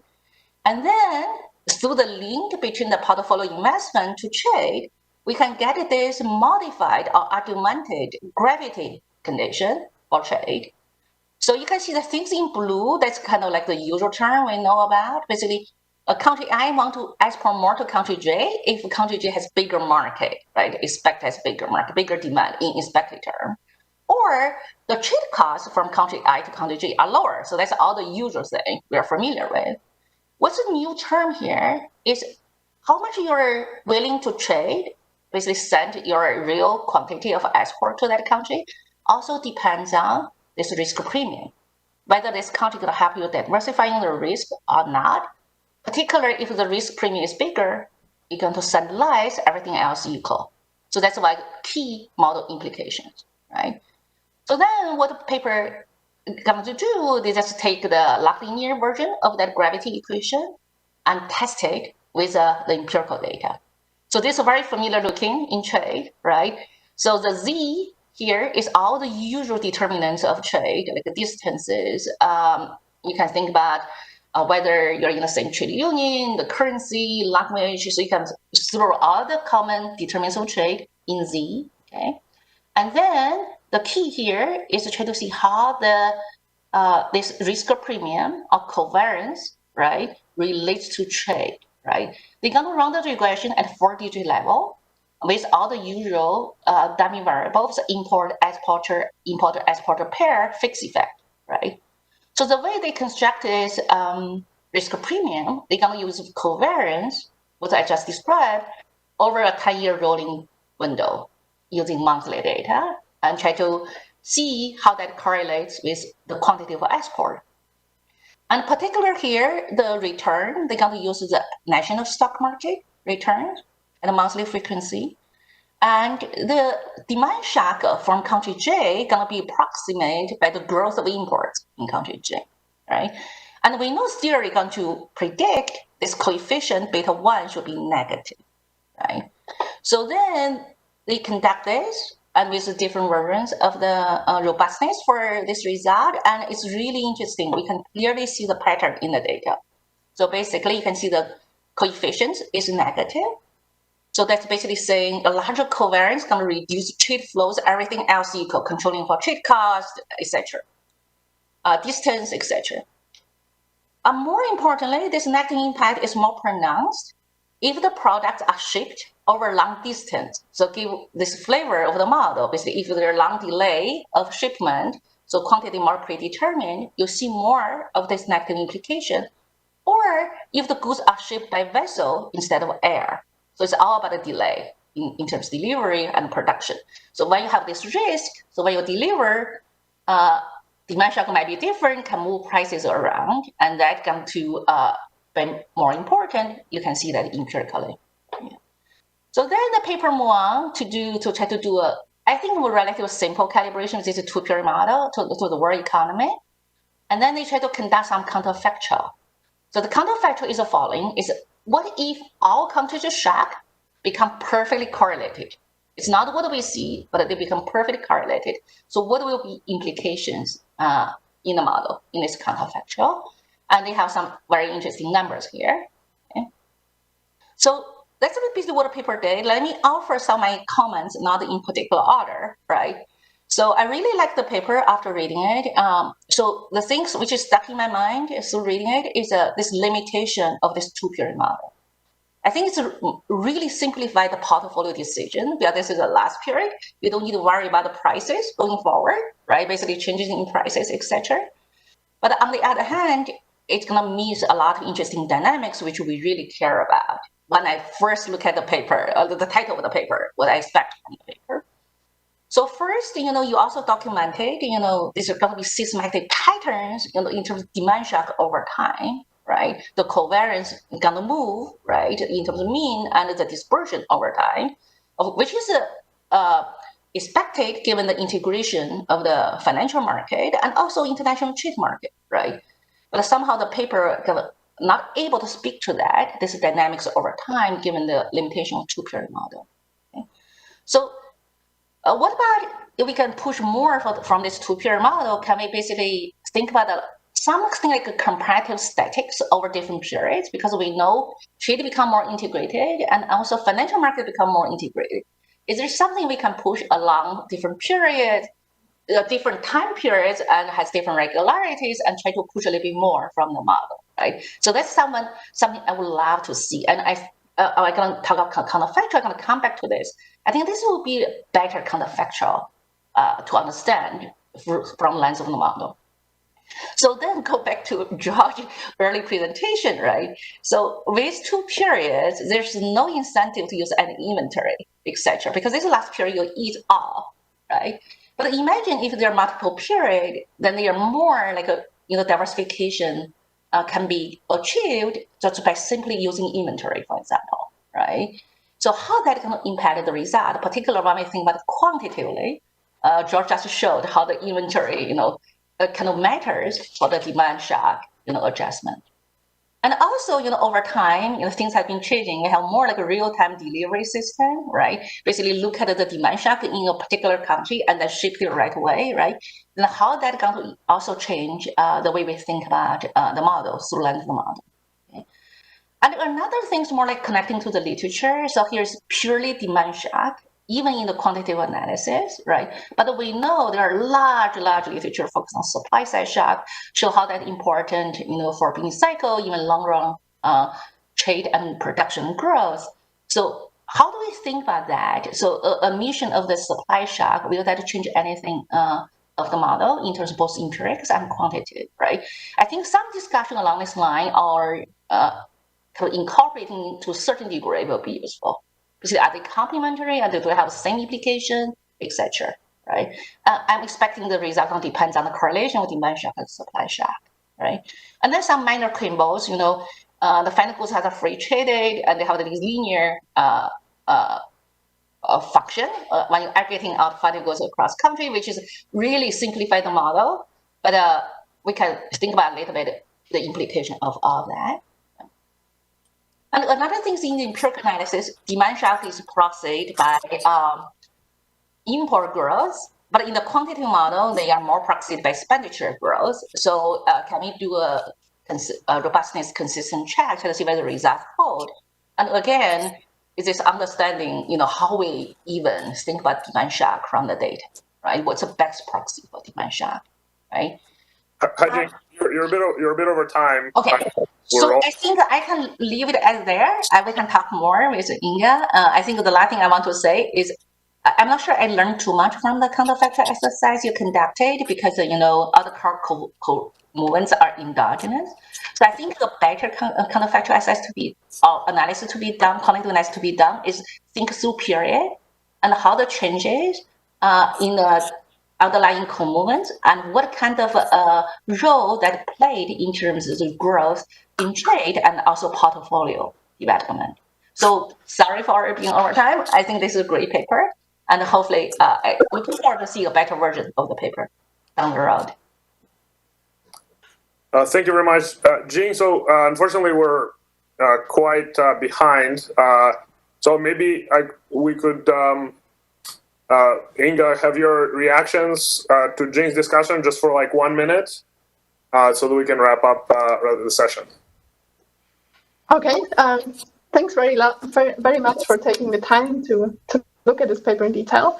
So I basically agree with all of your points, like especially the dynamics. I started out writing this as a dynamic model, but the complexity just exploded, and I think to isolate the mechanism, it was a good idea to bring it down to a 2-period model. However, of course, there's a huge tension then when it comes to calibration. So there's a lot of things that I cannot match. So in a way, I converge to this simple structure, but I agree that there are a lot of interesting dynamic aspects that I'm missing out. Regarding the inventory part, so in the empirical, or say in the real world, of course, inventory holding would be another way to kind of smooth the demand shocks. To the extent that inventory is costly, or inventory holding is costly, I think the mechanism would survive, but would be kind of a little bit weakened. And I think I agree also with your points regarding the counterfactual analysis. I thought this question that I'm analyzing kind of matches well with this idea that this demand risk-based comparative advantage hasn't been looked at. So the first question would be how important that is. But I agree that there are a lot more interesting counterfactuals out there, and I look forward to following your suggestions there. Great. So thank you very much for the presenters and the discussants for an excellent session. We apologize for running over time, and so we can move on to the next item on the agenda. I don't know if you are planning to take a break or not, but we are all set here. Yeah, brilliant. Thank you very much. So much food for thought. Indeed, excellent session. So I know that for most of you it was early in the morning, so double thanks to all the participants of the session.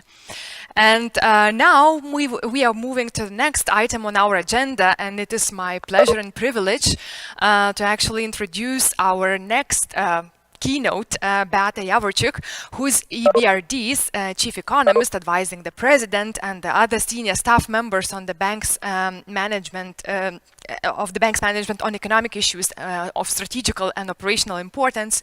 Beata is a renowned scholar working mainly on empirical and policy relevant questions. So her interests lie in the fields of international trade, foreign direct investment, investment promotion, tax evasion, multinationals, globalization. Well, where do I stop? And of course, no wonder that Beata has publications in all the top economic journals. Well, just to mention a few, American Economic Review, Journal of the European Economic Association, Review of Economic Statistics, European Economic Review, and, well, many, many more. So Beata is currently on the leave from the University of Oxford, where she holds a statutory professorship in economics position and is a fellow of All Souls College.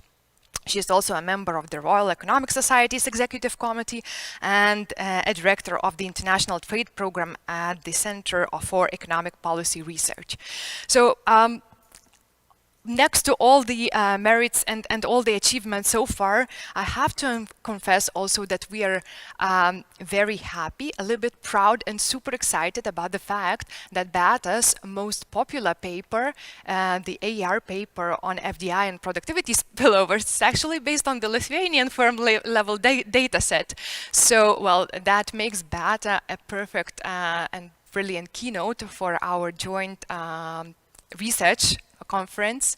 And, well, Beata, I'm happy to introduce you, and I ask to join me everyone in welcoming Beata for the keynote speech today on labor market effects of the Brexit vote. So we have around, Beata, you have around 50 minutes for the talk, and then we'll try to have some 10 minutes for the questions. The floor is yours. Thank you very much. Thank you very much for this super generous introduction, half of it undeserved, but it's a great pleasure to be part of the conference. I must say that in my now reasonably long working life in economics, I've never been to a conference where 3 female economists were giving keynote speeches. So I'm very impressed by how progressive Lithuania is as a country. So well done, well done, well done. So the theme of the conference, adjustments to an uncertain world is really timely. And in my presentation, I would like to focus on a particular episode that created a lot of uncertainty, namely the Brexit referendum, which took place in the United Kingdom in 2016. And I would like to tell you about how the local labor markets have reacted to the uncertainty created by the result of that referendum. So I think that this paper actually fits very well into the theme of the conference. This is joint work with Ben Kett and Catherine Stapleton, both of whom are about to graduate from Oxford, and with Leila O'Kane, who works for the Burning Glass Technologies, the company that is our data provider. The Brexit referendum introduced the possibility of unraveling decades of economic integration between Great Britain and the EU. And here I particularly emphasize deep integration, right? This is integration that took place not only with respect to trading goods and services, but also with respect to movement of labor. And the possibility of Brexit, actually the vote in favor of Brexit, created uncertainty about the future trading relationship between the UK and the EU, and created a threat of future barriers that would be enacted by the EU vis-à-vis British exports of goods services. So this shock gives us an opportunity to examine how the local labor markets are reacting to reversal in deep integration. And in particular, in this paper, we are interested in 21st century trade barriers, meaning not just barriers to trade in goods, but primarily barriers to trade in services. This is particularly fitting in the British context because the UK is a services-dominated economy. And, sadly, we are now in a situation where we observe around the world increasing protectionist interests. So some of the conclusions of this paper may be informative in the current context. So more specifically, the question we ask in this paper is, how did the possibility of future barriers on UK exports going to the European Union have affected job postings? And we focus on almost a universe of online job postings being observed in the United Kingdom from January of 2015 till the end of 2019. And we will look at those developments in job posting from the perspective of local labor markets. And in particular, we will focus on how the threat of barriers to British exports of services are translating into changes in those job postings. Of course, we are going to consider other possible barriers to trade, namely barriers to exports of goods. We will control for exchange rate depreciation, which took place on the day of the referendum or after the referendum, as well as uncertainty about immigration policy. Now, in the second part of the paper, which I probably won't have a chance to get to today, we'll zoom in on the post-referendum period, and we develop time-varying measures of uncertainty about trade policy as captured by Google searches and newspaper coverage. And then we ask how labor markets are reacting to those changes in uncertainty. And essentially our results are confirmed. So for the next half an hour or so, I will be trying to convince you that commuting areas which are more exposed to future barriers on EU's imports of professional services, these commuting areas see a reduction in the number of job advertisements posted online relative to areas in the UK which are less subject to those barriers.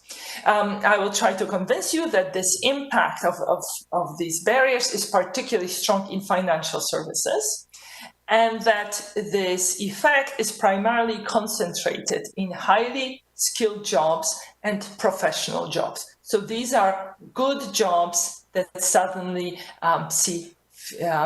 for which we suddenly see fewer job ads. And when moving on to this uncertainty index, the second part of the paper, the results are broadly confirmed, meaning that we see reduction in intention to hire being concentrated in months during the post-referendum period where the uncertainty is great. Let me skip the related literature and set the stage by reminding you about the developments that have led to the Brexit vote. So as you may remember, the United Kingdom has been probably the least enthusiastic member of the European Union. And that's because it has viewed the EU as primarily a free trade area, or primarily as a customs union. The British public has been convinced by the politicians that EU is primarily about trade in goods. Therefore, increasing integration taking place within the EU has been making parts of the British population more and more uncomfortable. And the Eurosceptic wing of the Conservative Party has been quite strong for decades. And finally, to put an end to those discussions within the party between the pro-EU versus the Eurosceptic wing, David Cameron declared in January of 2013 that he is going to run a referendum on the EU membership. And indeed, this referendum took place in June of 2016. Actually, sorry, it was June 16th of 2016. And actually, everybody expected the referendum to yield a pro-EU result. And there are two ways of seeing that. One is that, David Cameron was so convinced about the result of the referendum that he allowed the members of his own government to campaign against EU membership. And second, immediately after the referendum, which ended with a very close result in favor of Brexit, 52% to 48%, it became painfully obvious that there was no vision for the post-Brexit future. While the campaign entailed lots of promises about what the post-Brexit future would look like, there was actually no concrete plan of what kind of relationship the United Kingdom should be striving for, and there was no unified vision among the pro-Brexit lobby. And that means that for 2 years after the actual referendum, nobody knew what was going to happen. Various factions were presenting various visions of post-Brexit Britain. But the current or the trading arrangement that was taking place under EU membership was continuing. So there was no actual change to the trading rules, but there was this uncertainty that was created about what the future would look like. Some uncertainty was resolved in July 2018, so that's basically 2 years after the referendum itself, when the UK government, led by Theresa May, published its white paper. And in its white paper, it essentially outlined that it was aiming for still reasonably close relationship when it comes to trading in goods, but it wanted to chart its own course when it came to services. So in other words, the UK government envisioned a looser relationship with the EU and was willing to tolerate some barriers on services trade in exchange for the possibility of controlling migrant flows from the EU. An agreement, withdrawal agreement was agreed between the UK and EU and published in November of that year. And then it went through 3 votes in the British Parliament where the government failed to obtain support for the agreement. As we all know, that eventually led to the change in the government, and the Boris Johnson government finally took the United Kingdom out of the EU at the end of January of this year. The United Kingdom is currently in the transition period until the end of the calendar year, and as of today, nobody knows what the relationship between the 2 parties will look like when the transition period ends. So uncertainty has not been resolved and it continues. Now, if you look at just broad developments in online job adverts, the blue line here shows you online adverts in the United Kingdom. You see that essentially 2 years after the referendum being marked by this dashed line, there is a clear decline in the number of jobs being advertised online. That contrasts very severely with the United States, where the trend goes in the opposite direction. So, as I said, the primary focus on this paper is on future barriers to services export, right? So you can think of the referendum result as a shock, as something that was unexpected. Remember, the government was quite convinced that the vote would yield a pro-EU majority, so that there was actually no plan of what the post-Brexit Britain would look like. So suddenly, from one day to another, there is this increase in the possibility that British firms exporting goods and services to the European Union will face barriers. This was particularly important for services, as services account for 80% of UK economic output and almost half of exports. And a lot of discussion that happened after that was about financial services, which account for 7% of British output and contributed, almost £30 billion in tax revenues.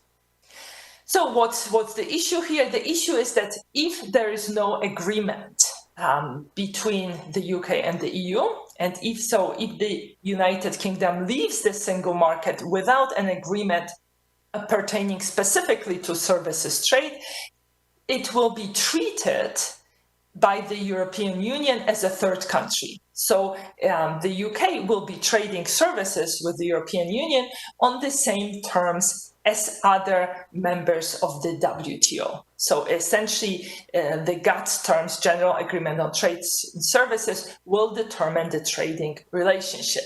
And that's a very big shock for many. This would be a very big shift for many services providers, because the EU single market is the most integrated services area in the world. Now, as I mentioned, we are going to look at the labor market impacts of the referendum from the perspective of local labor markets. In the US, these local labor markets are called commuting zones. In the UK, equivalent is called travel to work areas. There are 218 such areas if you exclude Northern Ireland, which we do because Northern Ireland has its own separate set of issues pertaining to the border with the rest of the island. So we focus on 218 travel to work areas. Now, the definition of travel to work area is that at least 3/4 of residents work in the area, and at least 3/4 of the people who work in the area also live there. And there is a minimum size requirement. A travel to work area must have an economically active population of at least 3,500 people. Now, of course, these areas come in a variety of sizes, with the smallest having fewer than 7,000 economically active people, to the largest having over 8 million people. This is a map of travel to work area around Oxford. So this is Oxford as well as surrounding towns. Okay, now data, let me say a few words about our data sources. So in order to take the perspective of a travel to work area, we need to know the employment composition in that locality. In order to know that, we rely on business register and employment survey. This gives us shares of employees by SIC codes, 4-digit codes. So these are quite detailed digit codes. So we know employment composition by industry, detailed industry, as well as by travel to work area. And we will rely on employment composition in 2015. This is the year prior to the referendum, just to make sure that these figures are not contaminated by the results of the referendum. This business register employment survey covers more than 90% of UK labor force. So this is the best source for such information. We will also use information on presence of EU migrants in the UK, on services trade, as well as on tariffs on goods and trade. Now, the key measure we want to take into account is the possible restrictions UK exporters of services will face when selling their services to the European Union. So in other words, we want to understand what is the threat, the potential increase in barriers they will come across when selling services to the European Union. Fortunately for us, OECD produces Services Trade Restrictiveness Index. This index quantifies services restrictiveness in the EU, how each of the EU countries is treating another EU member state, as well as it tells us how each EU member state is treating third countries, countries outside of the European Union.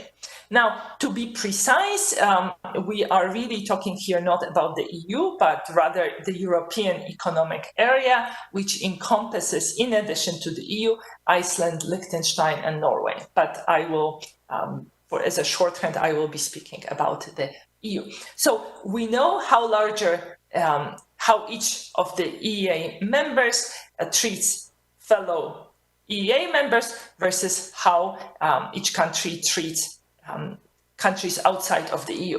And we have this information for 2014. Now, this index is specific to individual services sectors, and we will focus on sectors such as finance, insurance, legal services, accounting, ICT, telecom, engineering, and architecture. And this index has several components. It tells us it captures restrictions on entry of foreign firms, on movement of people, barriers to competition, it comments on transparency of regulations, and other discriminatory measures. So for instance, it will capture things such as restrictions on foreign equity share in local businesses, restrictions on cross-border mergers, or product-level regulations. So now, how do we take these measures that pertain to individual EU member states and individual sectors and bring them to the localities in the United Kingdom? So let me start with equation 2 here. So first, what we do is we look at the difference. For each sector J, we look at the difference, let's say how Poland treats imports of financial services from third countries versus how Poland treats exports or imports of financial services from EEA members. So this difference will give us the potential increase in barriers. Now, not all EEA countries have the same level of restrictions. So what we do is we will calculate average increase in barriers to services exports by looking at measures implemented by individual EEA countries, weighted by how important that EEA country is to British providers, to British exporters of services in that sector. And here we will use this measure for 2014. Now, we also want to take into account the fact that not all services are equally easy to export. So we will multiply this potential increase in barriers to exports in Sector J by average British exports in Sector J per employee of that sector. So this gives us how exposed each services industry in Britain is to those increase in services barriers.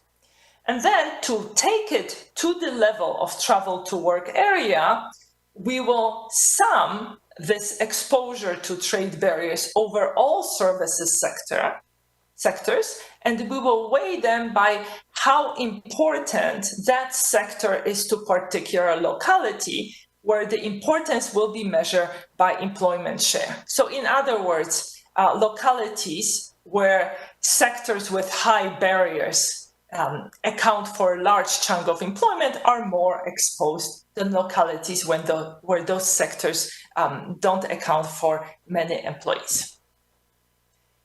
Now, are these restrictions large, and in what sectors can you observe them? So the OECD index ranges from 0 to 1.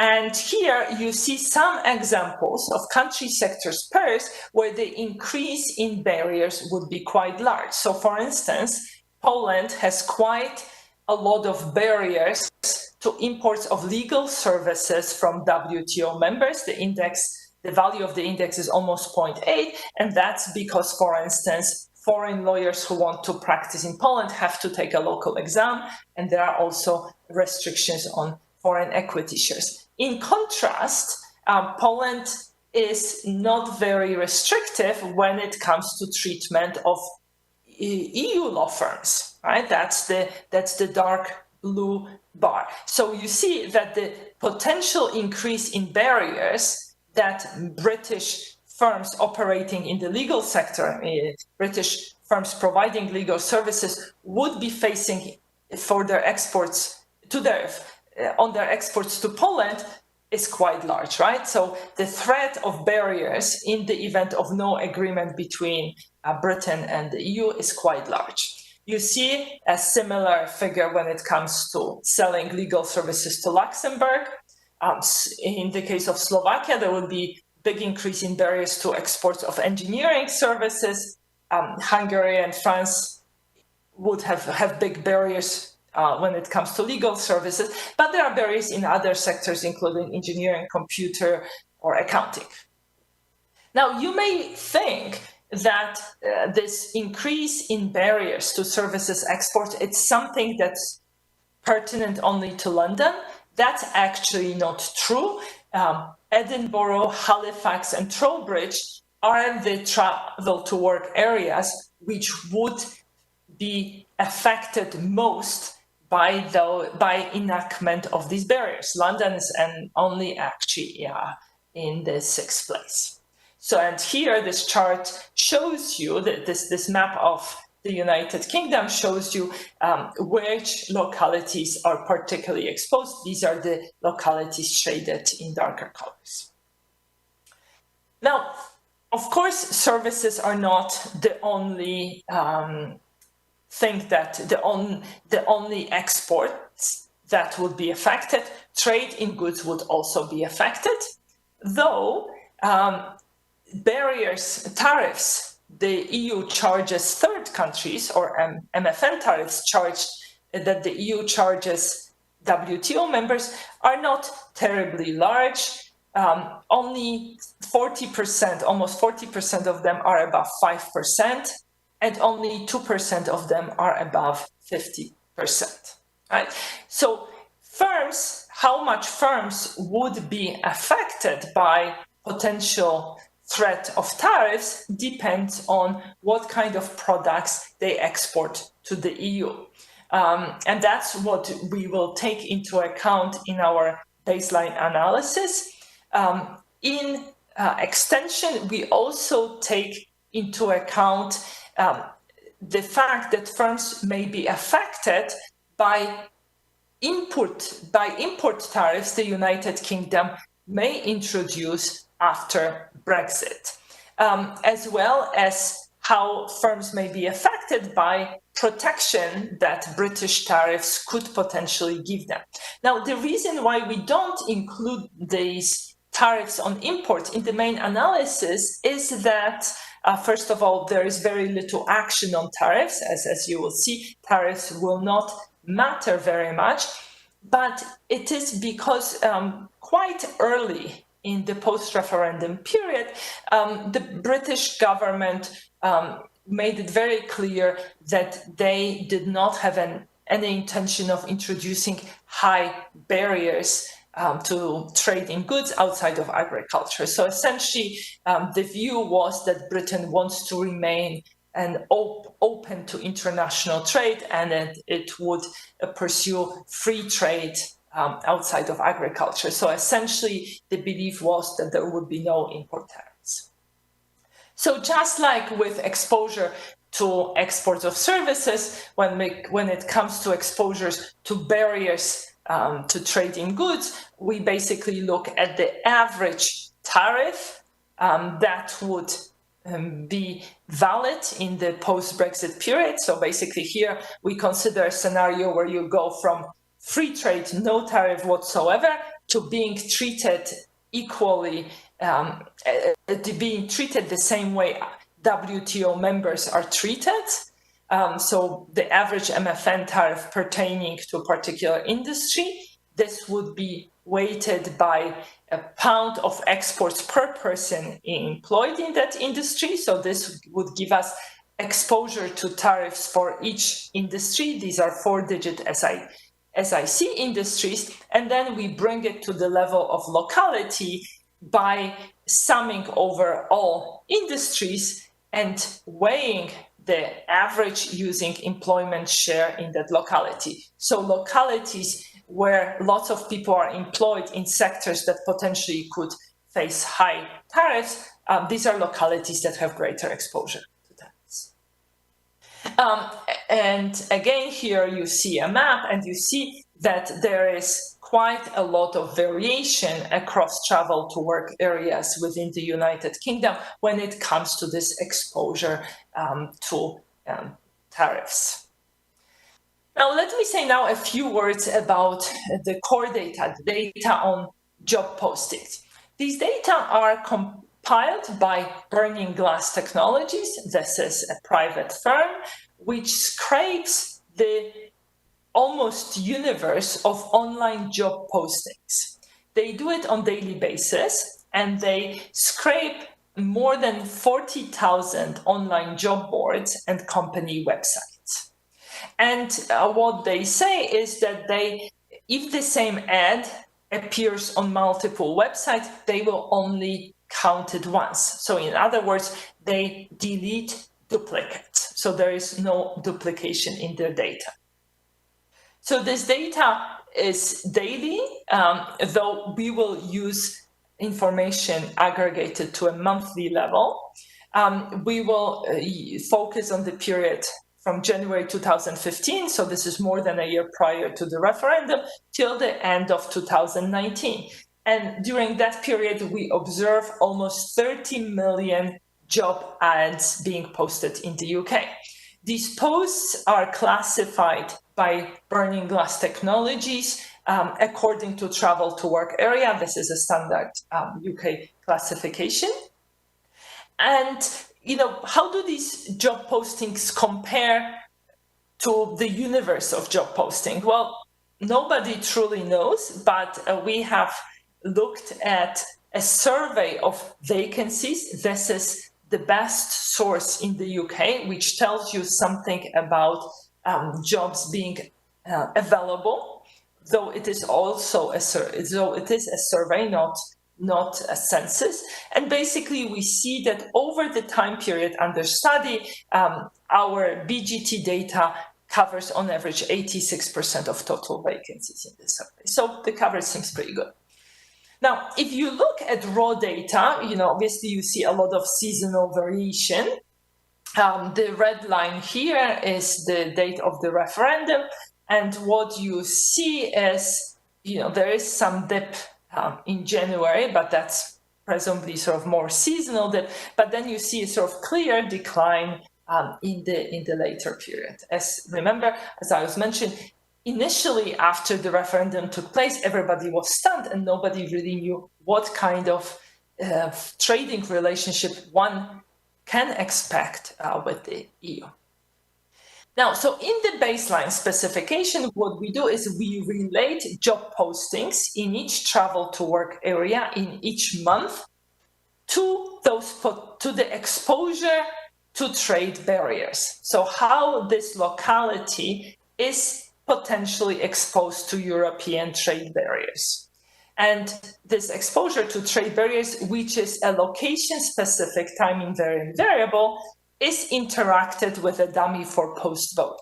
So think of this as a difference in differences specification where there is continuous treatment. This trade barrier exposure is a locality-specific variable that tells us how strong the treatment in each locality is. In addition, so this is the key variable of interest. In addition, we will control for other locality-specific time-varying variables, which I will mention in a second. We will have fixed effect for each time period. So this is for each year month and for each locality. So that's why we don't need to have trade barrier exposure by itself. Neither do we need to have post-vote by itself. And we do two-way clustering on time period as well as on the locality. Now, so there are other controls we have. So another thing you may remember happening was that right after the referendum result, the British pound depreciated very strongly to the dollar and to the euro. And that means that exporters may see increased competitiveness of their exports, while importers of intermediate inputs may see increased costs of their inputs. Now, the depreciation was somewhat different across currencies. So vis-a-vis the dollar, sterling fell by 8%, vis-a-vis euro by 6%.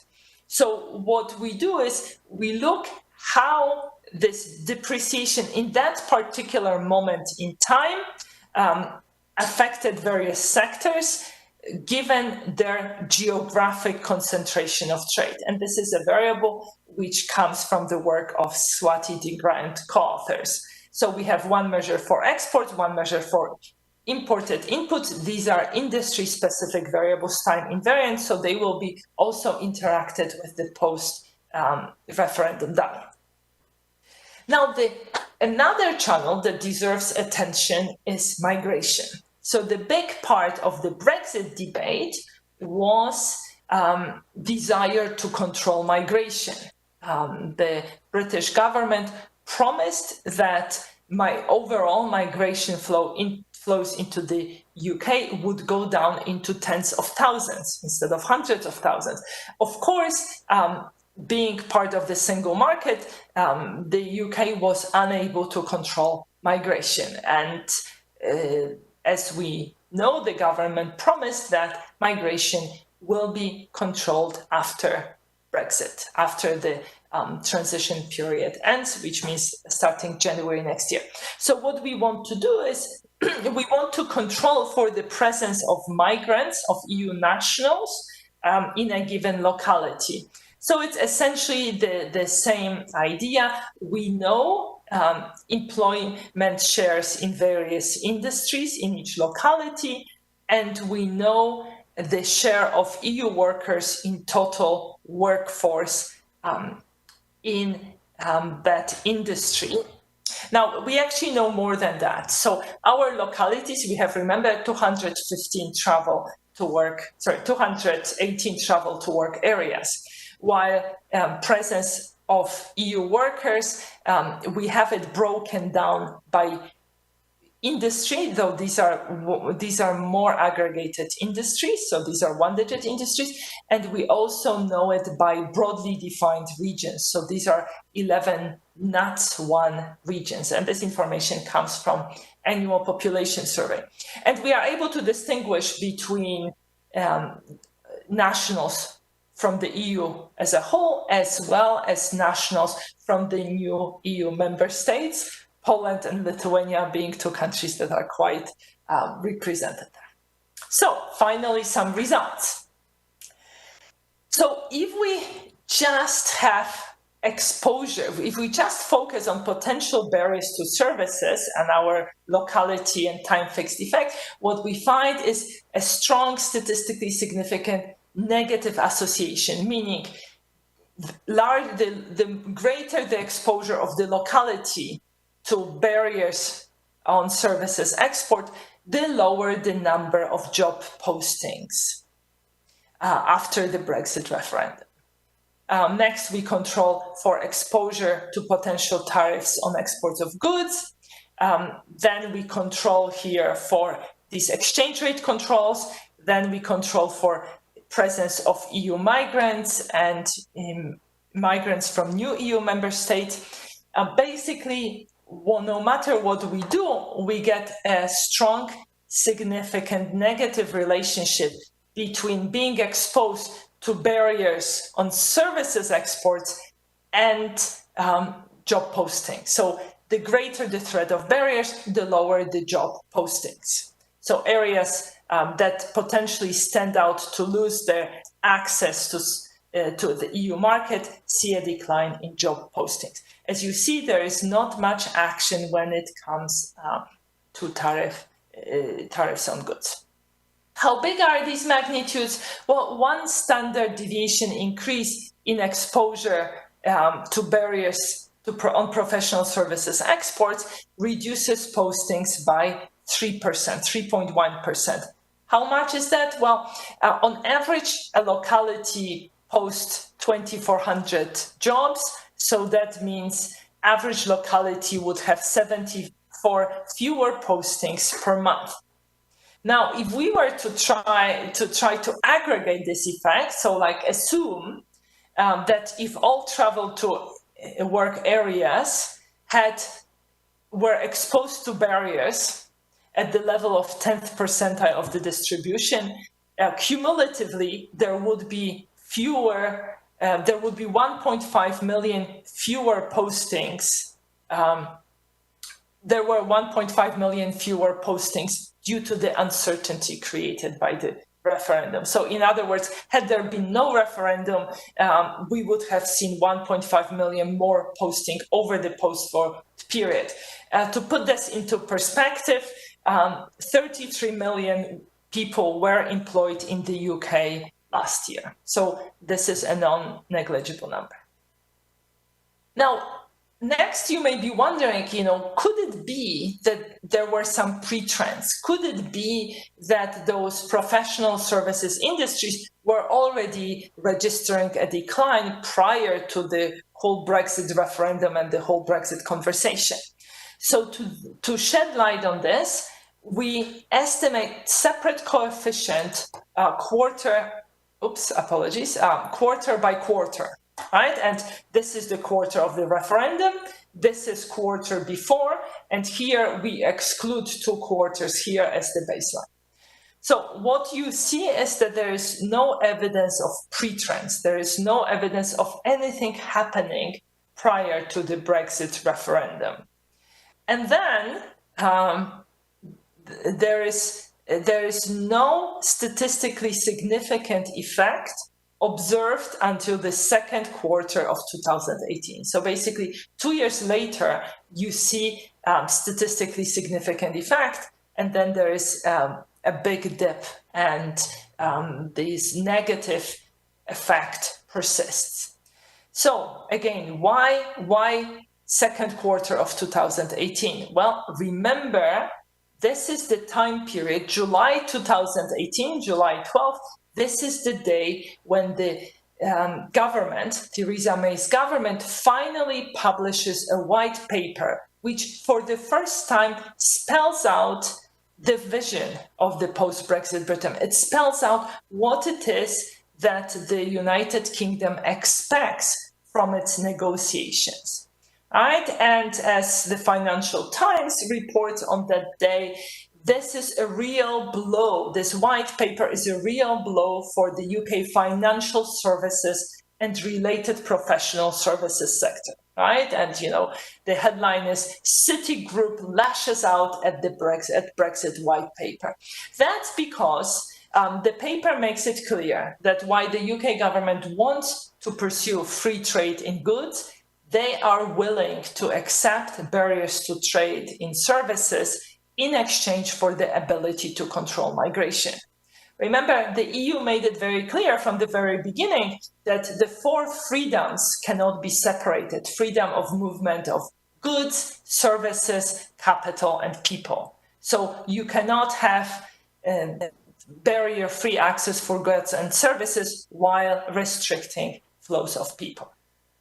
And as this article goes to say, it mentions that the white paper confirms that Britain would seek a free trade area for goods, but it also sets out plans for a looser relationship on services, including financial services.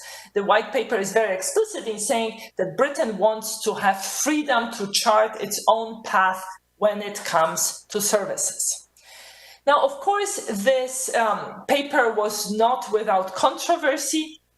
Two Eurosceptic cabinet ministers resigned as a result of this paper, and Jacob Rees-Mogg, who is one of the leaders of the Eurosceptic group, described this paper as this is the greatest vassalage since King John paid homage to Philip II, right, in 1200. So it was quite a controversial paper. Nevertheless, this was the moment where, for the first time, it was very clearly spelled out what the future relationship would look like. Now, you may wonder why that wasn't spelled out earlier. And the reason for that was that a lot of promises have been made in the run-up to the referendum. And essentially, the pro-Brexit campaign was convincing the public that there would be no cost associated with Brexit. And after the referendum happened, nobody quite wanted to break the news to the public and say, well, actually, there are trade-offs and there are costs that need to be borne. Now, let me, since I have not that much time left, let me speed up a little bit. Now, let's think about skill breakdown of occupations, right? So if you look at those job ads, you see that there isn't much decline in low-skilled occupation, but there is a big decline after the referendum in high-skilled occupations. Now, how do we group occupations by skill? Well, there is a standard definition used in the UK. There are 4 skill groups. Here we do something very simple. If a job is classified as in the top 2 skilled groups, this is a skilled job for us, and the remaining jobs are low-skilled jobs. So when we repeat the exercise, but this time our postings, we only look at postings that are either high-skilled or low-skilled, so we do it separately, you see that basically all the action is on high-skilled jobs. Once we introduce controls for low-skilled jobs, in the low-skilled jobs regression, significance goes away. How big is the effect? Well, the estimate is larger than it was in the baseline estimation, and now one standard deviation increase in those barriers to professional services decreases posting by 3.8%. Next, we look separately at barriers sector by sector to see where these barriers are going to matter the most. And what you see, finance sector yields the yields very consistently significant coefficient. Now, if you are wondering why we have 5 columns here, that's because we succeed. We keep on adding those controls we have in other regressions. But basically what you see, very robust impact due to barriers on export of financial services, engineering services, information services, and legal services. Next, we zoom in on financial services. Now, why zoom in just on financial services? Because this is the sector that alone accounts for more than 40% of British exports to the EEA. And this is where a lot of the debate was happening. Now, within this single market, any financial firm from the EEA area can operate in any other member country. This is the so-called passporting. And a lot of the discussion was centered around whether or not passporting could be extended after Brexit. The EU made it pretty clear that it was not possible to extend passporting after Brexit. Instead, there was a discussion about so-called equivalence. This is essentially the idea that the EU would consider British regulation of the financial sector as equivalent to its own, and that would give British firms the right to operate in the EU. There are 2 problems with equivalence. One is that this right can be taken away at a very short notice. And second, that the whole point of Brexit in the eyes of the pro-Brexit lobby was that Britain wanted to chart its own course when it comes to regulation, which means regulatory divergence, which immediately makes equivalence impossible. So we zoom on in financial services and just wanted to mention that financial services are not all centered in London. Only 1/3 of jobs in financial services are based in London, 2/3 are actually in other places. And also, we like looking at financial services separately because this is such an important sector that we have additional information that allows us to make our measure precise. So perhaps so basically here we have exports of financial services by region. Let me speed up. You see London, Edinburgh, Skipton, Halifax are highly exposed, and the results are strong enough. Finally, the timing is the same when we look sector by sector. When we look quarter by quarter. Here, if we focus on financial services, we see bigger impacts in high-skill industries than in low-skill. Though we see impact on both, presumably because financial services often located in the cities support ecosystem of cafes, restaurants, and supporting services. And if you ask where which occupations see the biggest decline in job ads as a result of potential barriers to export of financial services, you see these are good jobs, these are well-paid jobs, these are managers, professionals, technical occupations, skilled trades. So let me just say that, if we exclude London, our results are robust. If we have alternative measures, if we take into account non-trade barriers on goods, intermediate imports, the result goes through. So, to close, I've tried to convince you that UK localities, which are more exposed to future EU barriers on services export, saw a substantial reduction in online job adverts after the Brexit referendum relative to less exposed region. This impact was particularly acute for financial services, for skilled jobs, and for highly paid professional occupations. And this is robust to controlling for a host of things. So thank you very much. Thank you, Beata. The timing is just perfect. I don't know how you do it, but it's in seconds, actually. So we have a bunch of questions, and we have around 10 minutes. So I'll try to juggle everything and capture most of it. So let me start with one asking, is it possible to compare the estimated decline in job postings to the declines after other adverse shocks to the UK market in the past? Oh, I'm not sure which shocks the person asking the person has in mind. I think the limitation here may be the coverage of online job postings time-wise, right? Because the burning glass technologies have not been scraping these jobs for a very long time. But, you know, obviously, there is a whole literature looking at employment effects of various shocks. Now, why job postings are different from employment effects, right? Because employment is an equilibrium outcome, right? Supply and demand. Job postings bring us somewhat closer to labor demand. Exactly. So in that sense, job posting captures something a bit different than employment figures. Yeah. Okay. Then another question, actually, what's your intuition? What could be responsible, or why there could be differences between low-skilled and high-skilled job postings? Like, what is the key mechanism driving the difference? The key mechanism is that many jobs in those services industries are skilled jobs, right? What are services exports? These are primarily exports of services of professionals. So if you remember, sectors that were affected mostly were finance, legal, information services, and one more that is casing perhaps engineering.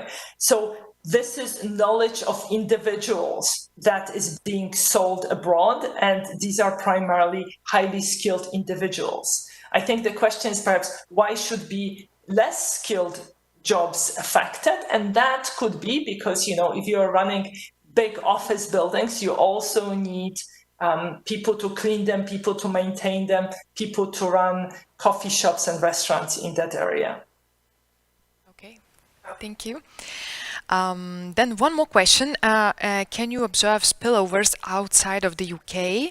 Do the job ads in affected sectors, especially finance, increase within the European, basically EU? That is, do we know if there was an aggregate drop in job demand at the EU-UK level, or was it just a redistribution from the UK to other countries in the EU?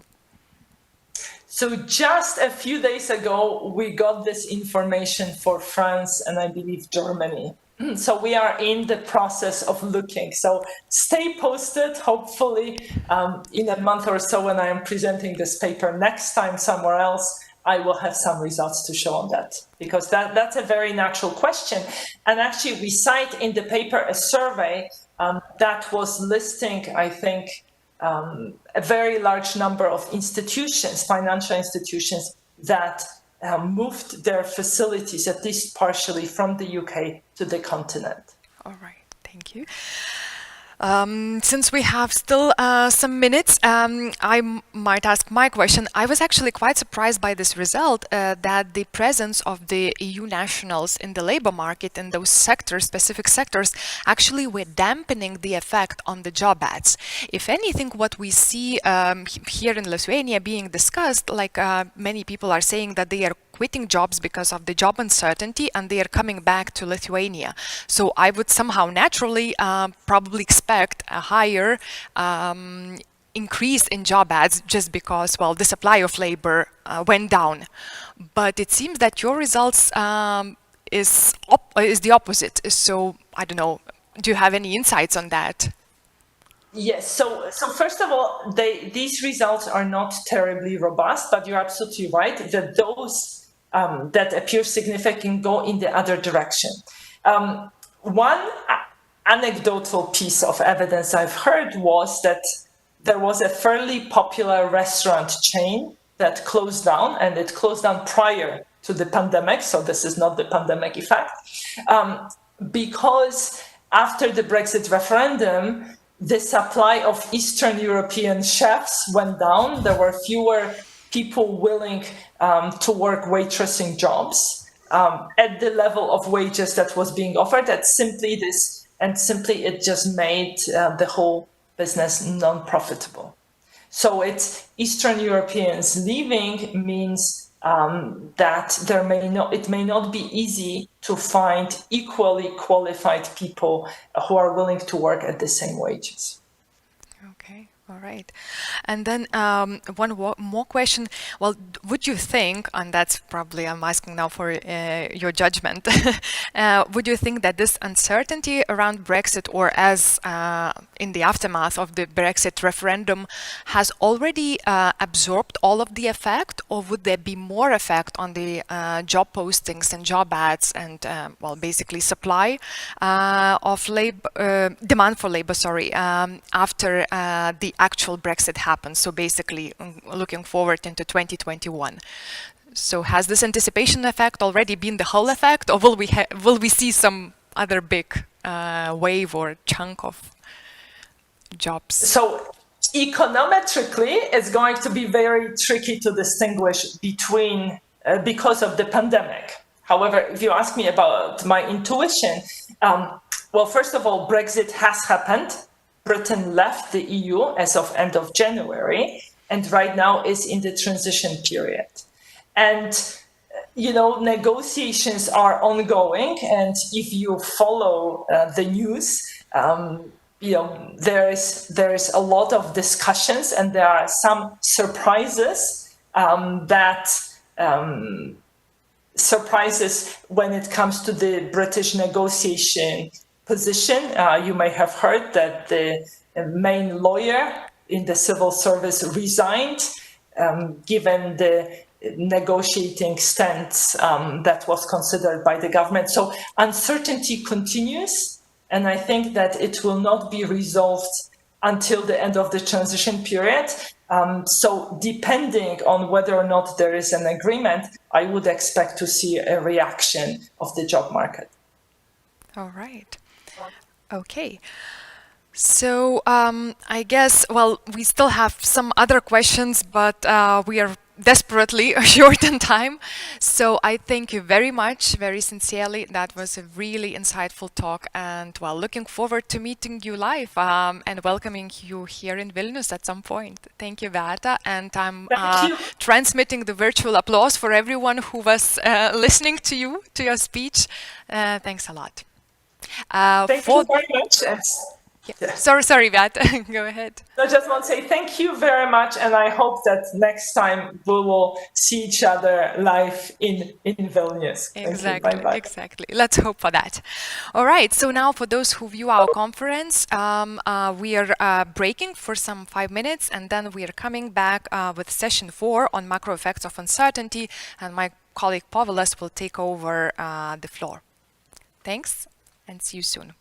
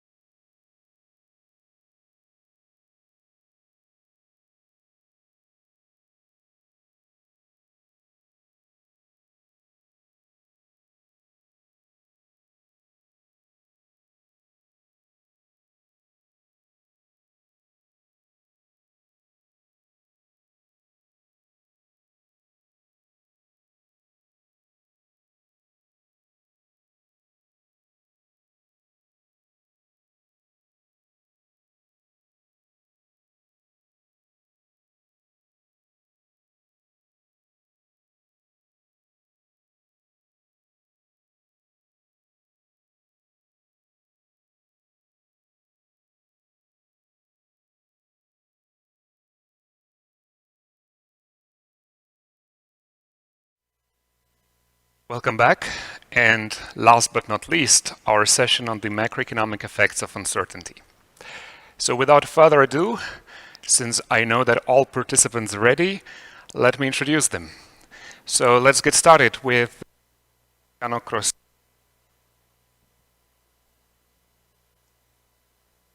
Bonciani, who is research economist at the Bank of England.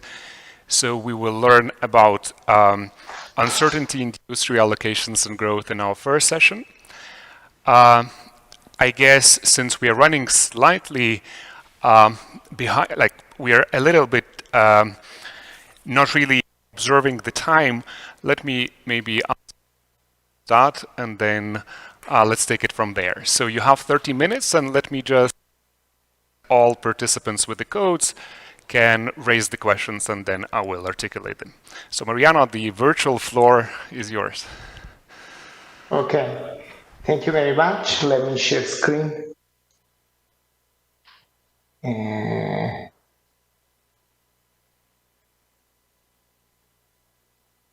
Could you confirm that you see my slides? I can perfectly see them. Okay, thank you very much for the invitation. It's a pleasure to be part of this event, even though I'm not physically there. Okay, so let me jump immediately to the question of this manuscript. Basically, we want to figure out what's the effect of macroeconomic uncertainty on the macroeconomy and specifically on medium and long run growth. Findings. First of all, we propose a novel empirical investigation in which we show that when there is an uncertainty shock, actually there is an important reallocation of investment resources away from sectors that are particularly innovative, that are rich in terms of R&D capital. And why do we care about this? Well, it turns out that this reallocation anticipates a slower growth for a prolonged amount of time. The other thing that we do in this paper is to propose a novel two-sector model with endogenous growth. One sector is the one producing innovation, the other one does not participate to the innovation activity, but it's also safer from the point of view of the investors.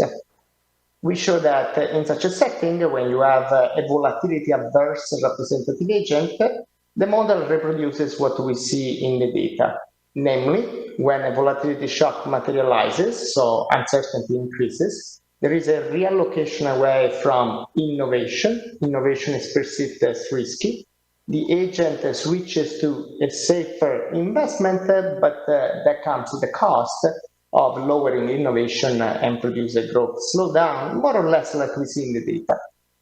So implications of the model, which I will probably just sketch at the very end of the presentation. We have a macrofinance endogenous growth model in which volatility has important implications. First of all, across sectors, what we show is that this model is able to reproduce the relative adjustment in the value, the shadow value of risky capital with respect to safe capital. And I'm going to show you in a second the empirical counterpart of this.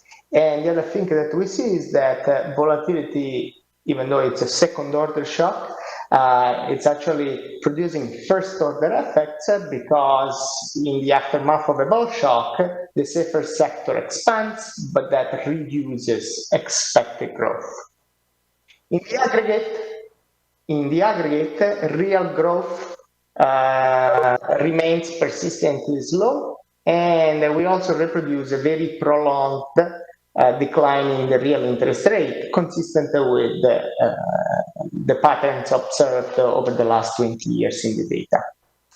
Bottom line from the model, what do we learn? Uncertainty makes safer asset well financing. These safe assets are useful to the household to hedge, but unfortunately discount the cost of growth. The literature about uncertainty shocks is huge, so at this point you may wonder what's our real contribution. Let me be very brief here. First of all, we are the first ones to document a reallocation of investment in the cross-section of firms / sectors in the US. We show that this reallocation is important because it's a predictor of slow growth. And most importantly, what we do in this paper is really to have a capital market view about the role of uncertainty. And it's going to become pretty clear in a second that we're going to talk a lot about uncertainty does to risk in the cross-section of firms. And we're going to talk about, the reallocation motives that take place in the capital markets across different firms with different R&D intensity. So let me go straight to microdata. We use CompuStat data for the US economy. Here, this slide just tells you that we do something very common in the literature, namely we download the big cross-section. Our sample starts from 1972. It's common in this literature. And we sort firms according to their R&D intensity, which is defined as R&D expenditures over total assets. Why do we divide by total assets? We just don't want to capture in the high R&D portfolio big pharmaceutical firms by rescaling by size. It's common in the literature. We actually managed to have a pretty representative set of R&D intensive firms in different sectors of the economy, I should say industries. Okay, so here is the first thing that we do.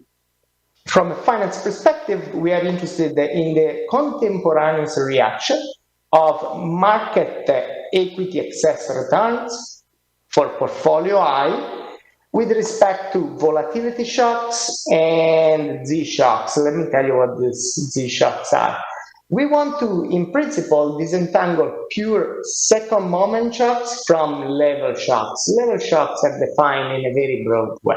Okay. So here is what we do. We take the aggregate price dividend for the US economy and we regress it on I-vol. I stands for integrated volatility. It's nothing else than a common measure of equity market volatility. If you want to think about it as the VIX. The orthogonal component Z is what we use to control for all possible other sources of shocks other than volatility shocks.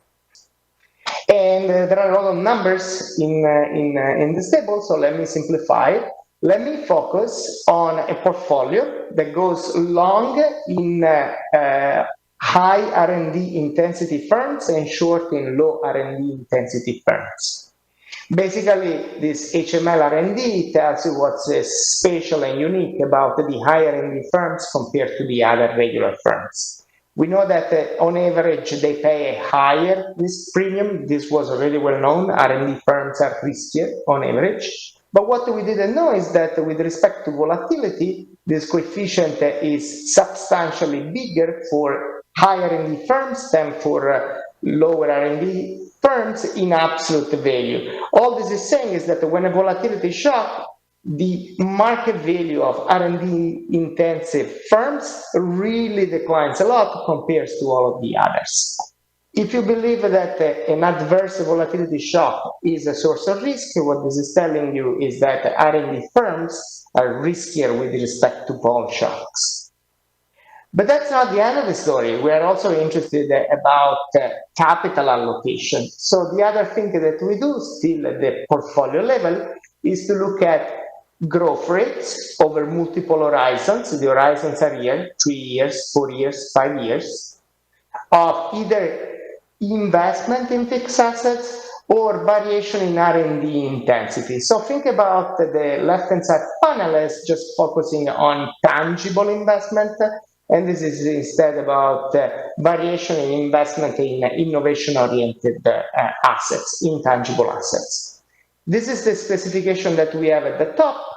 We control for a lot of stuff, we control for level shocks. Let me explain what we have here.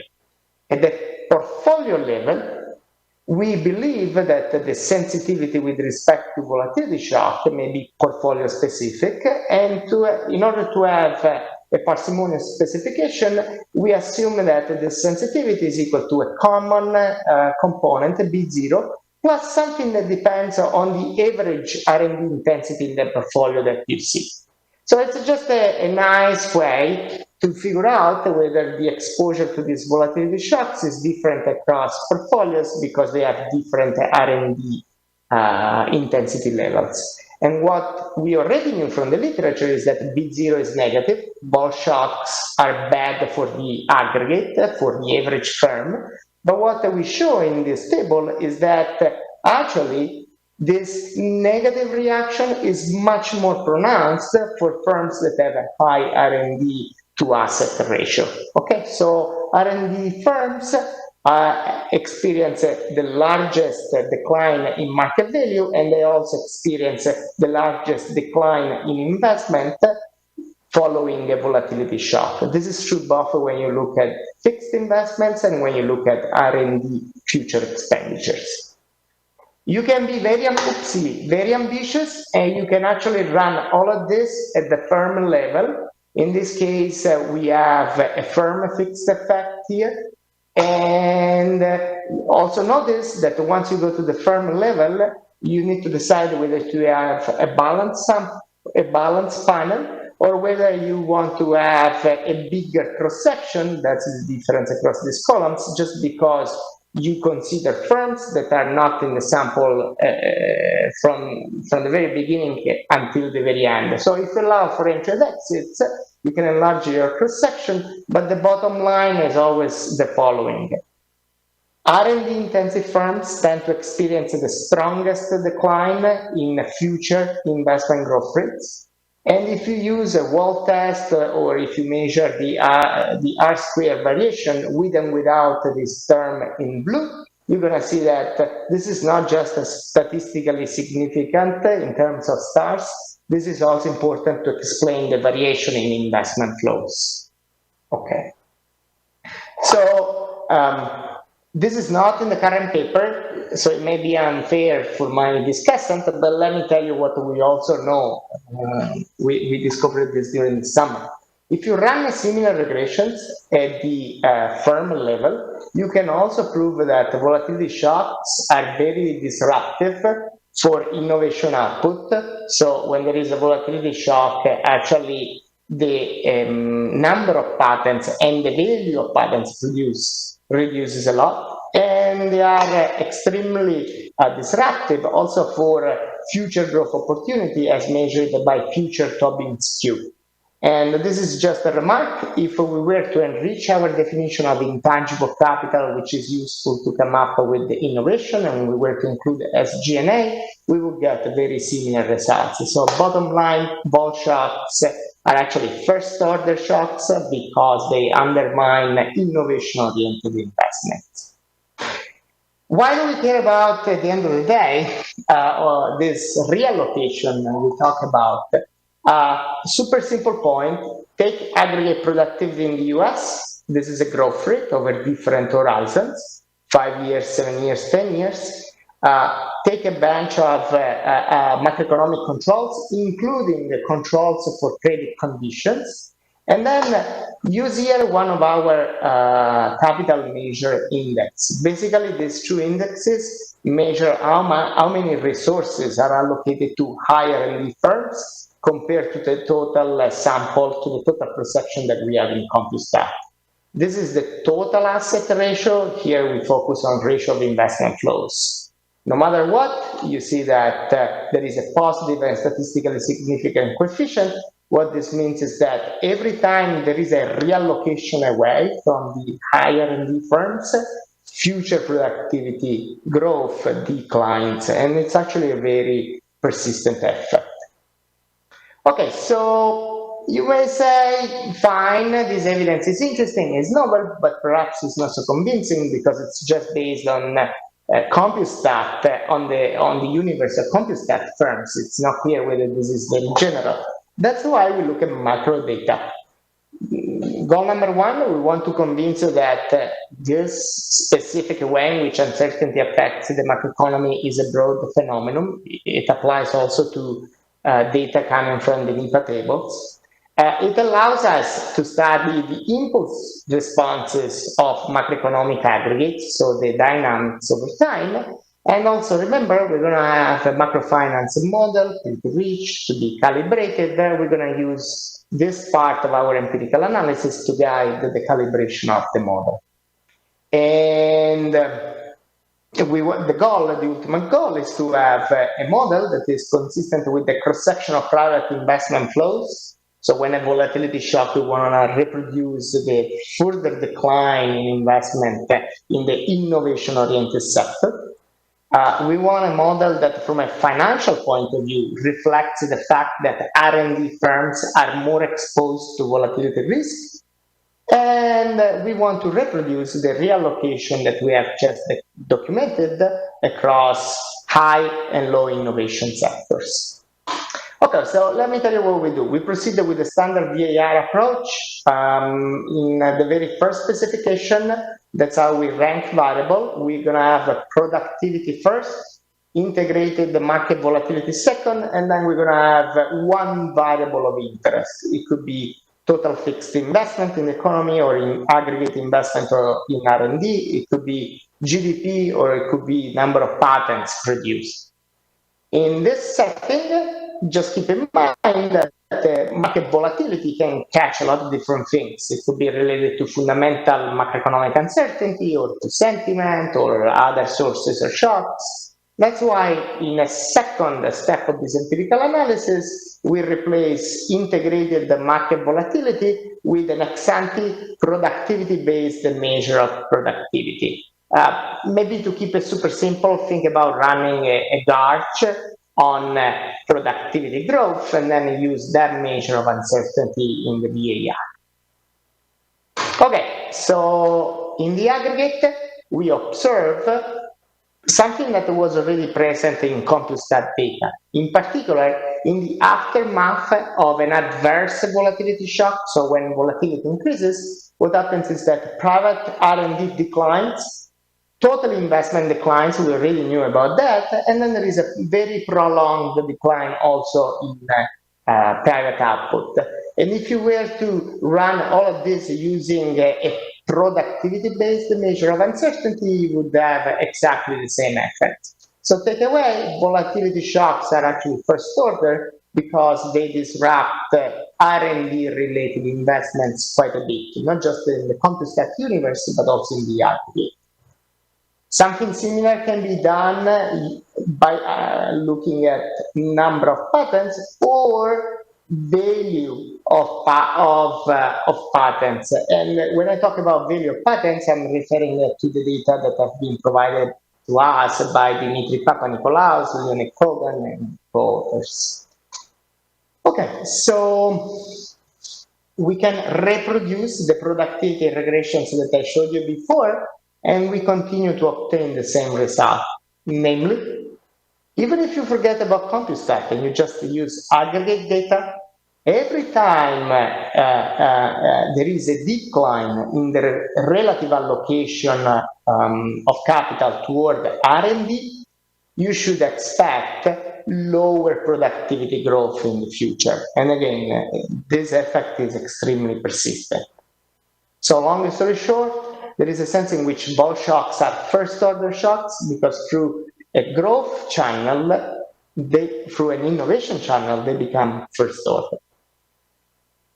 Okay, so takeaways, I have already gone over this. They come with the reallocation toward the non-innovative activities, and that depresses market value of innovation and eventually incentives to innovate and growth.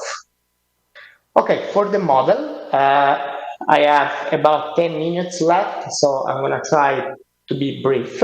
Let me sketch the main ingredients. We have a model of uncertainty-driven reallocation and slow growth.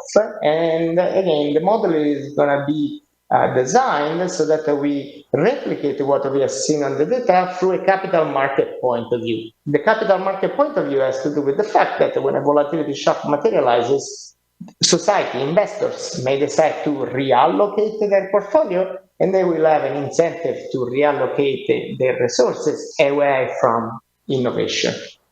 So we're going to have a guy with a representative agent with excellent Zing preferences calibrated so that the representative agent will dislike volatility shocks. In the language of finance, volatility shocks are going to be prized. And we're going to have two sectors. One, which we're going to denote as H, is going to be a high innovation sector. The other one is going to be a low R&D sector, actually in the model precisely a zero R&D sector. Just for simplicity, there is going to be no investment in R&D whatsoever. Okay, prior mechanism. Let me spend a little bit of time over this. We already have a lot of several papers in the literature that have shown that the volatility shocks are bad for the economy because they basically increase the option value of waiting. Basically, firms freeze the stop investing. And, you know, these models hinge on irreversibility and fixed costs. We also have papers, as the one proposed by Basil, that say, you know, actually volatility shocks are very important when you have nominal frictions, because ex post markups may adjust and they can prevent the build-up of precautionary savings. And ultimately, what happens is that instead of having a quick recovery, you have a severe recession. Another perspective is the one by Levchenko and co-authors. They show that in the presence of nominal frictions, countercyclical markups, and government consumption, you can replicate the recessionary effects of volatilities. Here is how we differ from them. We only have convex adjustment costs calibrated in a mild way, so I will say no fixed cost related frictions. We're not going to have nominal frictions. We obtained a lot of our results just by modeling innovation capital in a way consistent with the data. In particular, innovative investments are going to be risky and they're going to be more exposed to volatility shocks. And the very last thing that I want to say, in the data, it's not true that private investment is equal to private savings. There is a wedge, and that wedge has a lot to do with the government. Many people think that the wedge is totally driven by government expenditure. It turns out that if you study properly NIPA tables, a big chunk of this expenditure is related to investment activities in fixed assets and in hiring labor. So we're going to think about the government in this model, eventually, in the second part of the section, as one sector that may absorb resources, and so it's going to be the sector where resources go when a volatility shocks goes up. This is a situation in which private savings will increase in the aftermath of a bull shock because of precautionary savings. Private investment will decline, and all numbers will sum up because, consistent with the data, we're going to have a reallocation out of the private innovative sector. Okay, so extrinsic preferences apply to a consumption bundle in which we have GHH preferences over labor. This is labor in the high sector. This is labor allocated to the low productivity sector. These omegas here are weights just to make sure that we reproduce the average share of labor allocated across different sectors in the US. The final sector is competitive. This is just a way to bundle together the two goods from the two sectors that we have. The high R&D sector produces YH, and it's modeled as in Romer 1990. The low R&D sector, same production function as the high R&D sector, inherits productivity, does not innovate, and is going to feature the following association. It's going to be a low R&D sector, and it's going to be also safer. It's going to be featuring less risk. Let me give you guidance here on what's happening. The sector that innovates will do so because it receives monopolistic rents. These monopolistic rents tend to be very volatile during the cycle, and so they tend to be very sensitive to risk. Those monopolistic rents are risky, and at the same time, they are necessary in order to justify investment in innovation. In the low sector, there is going to be no innovation taking place. The sector is going to be competitive. As a result of it, the cash flow produced by the sector is going to be more stable and the equilibrium less risky. It's going to represent a safer asset. How do you think about this sector inheriting productivity from the other one? Well, my typical example is the following. Even though I don't come up with innovations on mobiles because I'm not so skilled as an engineer, I may use this technology produced by the innovative sector, and this can help me to be more productive. So that's what we need. It's an implicit spillover of the technology frontier. It's necessary also to make sure that the model satisfies balanced growth. Okay, so the R&D sector is really modeled as in Romer, with the difference that we have convex adjustment costs. There is a no entry condition that determines the optimal amount of R&D investment. I have already gone over this since the R&D sector gathers monopolistic rents and they are extremely volatile. This sector is going to be more risky. The equilibrium as determined by this no arbitrage condition. This is the problem of the H sector. The only thing you need to remember is that ultimately, once you do all the math, the high innovation sector as a production function that depends on physical capital, but also on intangible capital. This G is endogenous productivity that grows thanks to the build-up of patents. What about the health sector? Well, I have already gone over it a little bit. Think about it as hiring people, using capital in order to produce output. This output is not related to innovations. The production function looks identical to what I showed you before. It's a Cobb-Douglas. We use the same alpha, so we don't want you to think that these two sectors are different for a lot of reasons.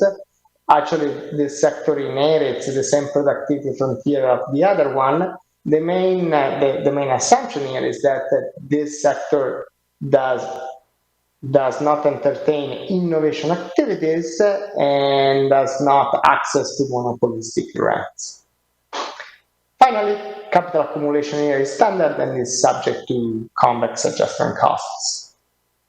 Okay, productivity is a stationary process. Remember, however, that because of endogenous growth, measured productivity is going to be growing together with the stock of patents. I'm not going to discuss the calibration. I will let my discussant give me our time on the successes of the models and the limitations of the model. All I want to say is that we look at a very long list of macroeconomic moments and also financial moments. This is a model that can produce a difference in the riskiness of high R&D firms and low R&D firms of 2.6% in the confidence interval that you observe from the data. If you focus only on the point estimate, about half of what you see in the data. And remember, there are two sectors there is labor, there are a lot of margins that the agent can use to hedge risk. This is a model in which the overall riskiness of the high R&D portfolio is 6.6%, pretty much consistent with the data. So it's a very powerful macrofinance model, despite all of these margins.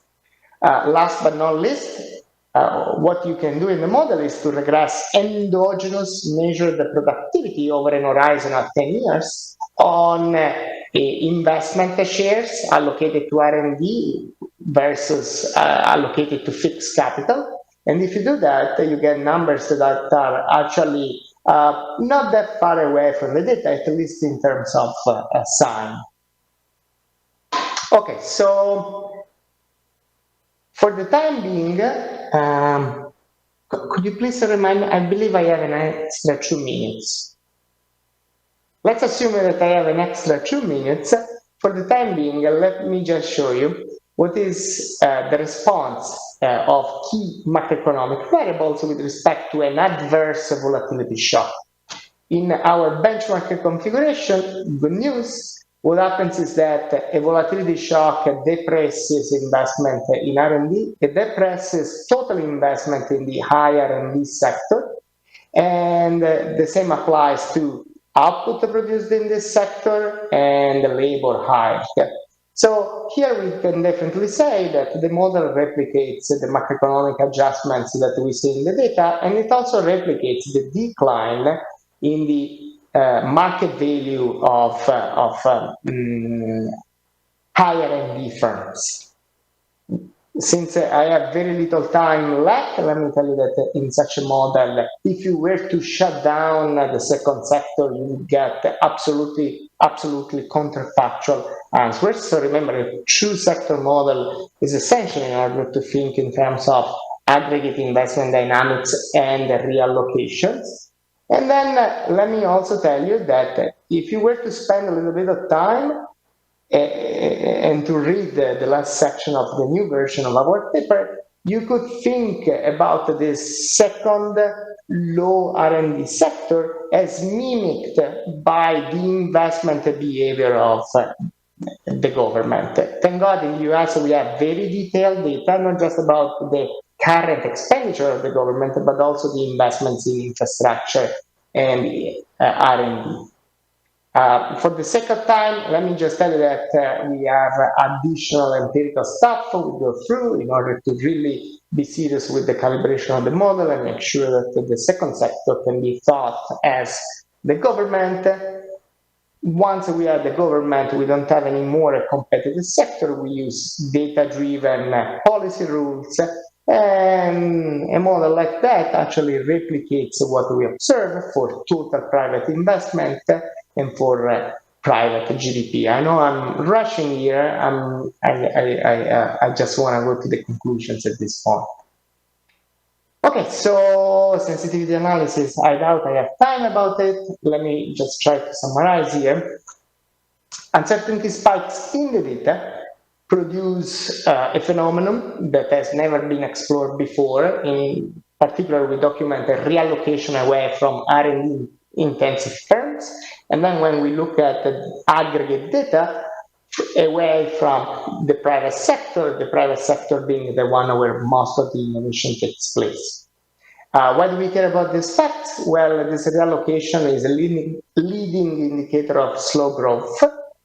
A model in which agents price / dislike volatility and uncertainty can replicate these facts, and in particular, it shows you that the reallocation away from innovative and risky capital can be just an equilibrium phenomenon, just a reflection of the fact that when uncertainty increases, agents prefer to invest in safer capital, but that comes at the cost of slower growth. So I believe I exhausted my 30 minutes, and I know I did not have time to sketch properly the second part of the model. I apologize.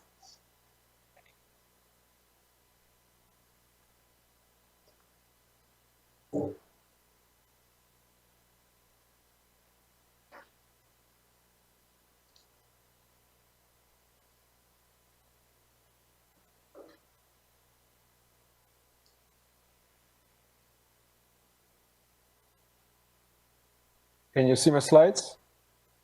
Yes. All right. Okay, so thanks a lot for giving me the opportunity to discuss this paper. I found it extremely interesting. And before I start, I have to state the usual disclaimer applies. The views expressed in this presentation are my own and not necessarily those of the Bank of England or its committees. So before starting, let me summarize briefly what already Mariano said about the main results from the paper. So the paper provides some micro and VR evidence that in times of high uncertainty, so R&D intensive firms suffer quite significantly and more than R&D intensive firms. That, oh, I hear noise on the back. There's a shift from private to government investment. And there's a fall, and this fall in R&D investment leads to a significant decline in economic activity at a medium-term frequency. The empirical results are then rationalized through the lenses of a rich DSG model that accounts for physical and R&D capital, has a government sector, or L sector, an endogenous growth mechanism that works through the investment in R&D, and then it has also the important feature of recursive preferences a la Epstein-Zinn in order to make volatility shocks more important. So first and foremost, I want to congratulate Mariano because I think it's a really nice paper with two nice with two empirical parts, so lots of new evidence and a very nice model. And I think also that this flight to quality mechanism from the private sector to the government sector is a very intuitive and quite an appealing one. And I think that, yeah, it's especially relevant now during the COVID times to understand how uncertainty affects economic activity in a longer term. So first, additionally to the many empirical exercises that the authors already present, I wanted to suggest perhaps one additional exercise that could be done, I think. So the main mechanism, as I said, is this flight to quality mechanism from the private sector to so that leads agents to shift their investment from the private risky sector to a less risky sector. So one thing that could be done, I think, is, so Beckert and co-authors in 2013 proposed a decomposition of the VIX, which is a risk-neutral measure of volatility. So they proposed this decomposition into an uncertainty component and a risk aversion component.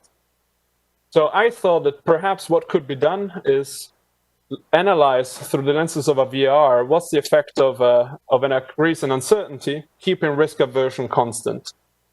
So Bachmann and Sims in 2012 do a similar exercise for government spending shocks and show that they go through confidence. And so they look at the effect of government spending shocks, keeping confidence constant. So in this counterfactual exercise that I'm proposing, so we should see that when risk aversion does not respond to uncertainty shock, we should have a smaller shift towards public investment. And so this effect should be smaller. So going to the empirical evidence that the authors do provide in the paper. So some comments I have are, so first of all, based on the baseline VR that I saw in the paper, it looks like the R&D investment declines less than total private investment after an uncertainty shock. So the one with integrated volatility. So I was a bit confused. I thought that perhaps this seems a bit at odds with evidence saying that R&D intensive firms suffer more than less innovative firms. So this is one thing. So then going to the measure of uncertainty. So the baseline measure of uncertainty that is used in this paper is this integrated stock market returns volatility. I think it would be of value also for the reader, like if they had a small section where they compare this measure of uncertainty with other measures that have already been discussed at length in the literature, especially like, for instance, measures proposed by Jurado and co-authors in 2015, or Sidney Ludvigson and co-authors in 2019. And perhaps also showing that the results with a VR with these measures tend to be similar. So coming to the VR, the model that they present, so they use, so at least for the business cycle frequency VR, so they have a VAR with business cycle frequency data and a VR with medium frequency data. So the VAR with business cycle frequency data is it's a small VAR, so with only 3 variables. It has 1 lag, and it contains HP filter data. So in light of the paper by Hamilton in 2018, I think that, using HP filter data can be a bit debatable at the moment, I think, because it may, Hamilton discussed that, it could have drawbacks like producing spurious dynamic relations between the data. So I think that one important robustness check that I would suggest would be to consider just a VAR and log levels with possibly more lags than just to avoid any criticism from this point of view. Then I would also try to model in the VR all the macro variables jointly, so to include investment, R&D, output jointly in the VR, not just sequentially including them, just as an additional exercise. Going to the model, so my main comment on the model, actually, I think, is the main one is actually the mapping between the DSG and the VAR. So they have, in their paper, they compare the RFs coming from the VAR and those of the DSG model. However, we should remember that so the VAR that they consider, that the authors consider, is relatively small, and it's also a linear model. While instead the DSG that they consider is quite rich, it's quite involved, it contains a lot of state variables, and it is nonlinear given also its higher order approximation. So I think, so Canova and Ferroni showed that the inference based on comparing RFs in a VAR, in a small VAR and a DSG could be quite tricky. So I would say, I would suggest the authors perhaps also to at least provide some evidence that in a VAR with like a FAVAR, for instance, where you include a lot of information, you still would get similar IRFs as the small VAR that you consider. So at least to avoid any criticism from that point of view. So then some minor things that I would suggest, but I mean, would be to include perhaps, there are a few references that I think would be worth including. Like for instance, I'm particularly keen on the paper by Beata and co-authors in Econometrica from last year, where they also have some flight to quality mechanism at play. So I think it would be quite interesting to add. I think a few things that I couldn't find or that I found could be explained a bit better in the paper would be the calibration, go a bit more in detail in the calibration, because the model is like this endogenous growth DSG literature is a relative, I mean, to some extent, relatively new still. And I think that some parameters can be considered non-standard. So a bit more discussion on that would help the reader. I think one thing that is would be important to mention, at least for the uncertainty literature, would be to explain better how IRFs are computed, because there are multiple ways of doing so, and the approaches can deliver different results. Also, how the VAR enforced response, the confidence bands are computed and how large they are. I think I couldn't find it in the paper, I think, but this is, and then perhaps additional robustness checks that could be considered are alternative ordering of the variables in the Koleski ordering, or including more information, as I mentioned. So coming to the conclusion, so as I said at the beginning, I think it's very interesting and a super relevant contribution. The paper provides novel evidence of a reallocation from the private to the public sector after an increase in uncertainty. And the model can match a variety of empirical moments, both macro and financial. And I think future research, at least from a macro perspective and coming from a policy institution, would be to study better how optimal policy responses could look to prevent these persistent uncertainty-driven disruptions. In related work of mine with Jason, my co-author, we explore, for instance, one side of this, and we look at the effects of uncertainty in a medium-scale DSG with endogenous growth and sticky prices. But in our model, unlike Mariano's, uncertainty shock hit the economy through the markup channel, so that Mariano described already. But in this framework, monetary policy has a role, and we show that it can be effective at mitigating the long-term effects of uncertainty shocks. So thanks again to the organizers for giving me the opportunity to discuss this paper. Thank you, Dario, for insightful comments. It seems placing such a nice but challenging paper for the last session on Friday hasn't yet attracted the questions, but there are many questions actually in your comments. So I still encourage everyone to send in, and we'll pass on any questions that we may not cover at the moment to the author, but maybe Mariano would like to, I don't know, reply in like 2-3 minutes. Well, number one, I would like to thank my discussant because it's an really excellent discussion. We are in the process of revising this paper. We have been working on the revision for the last 18 months. So let me just say two things because people get tired. Number one, about the VAR. We were not clear. I was not clear in my presentation. In the presentation, all of the results were coming actually from a VAR with variables and labels. So we got that point already. Good news. If you run the VAR in levels, everything is even stronger. You get more kick from the low frequency. Second thing I need to say about the VAR, even though we have only 4 variables for the dynamics, we add a rich set of control variables like credit conditions and a lot of other stuff that I forget by now because we get a lot of comments.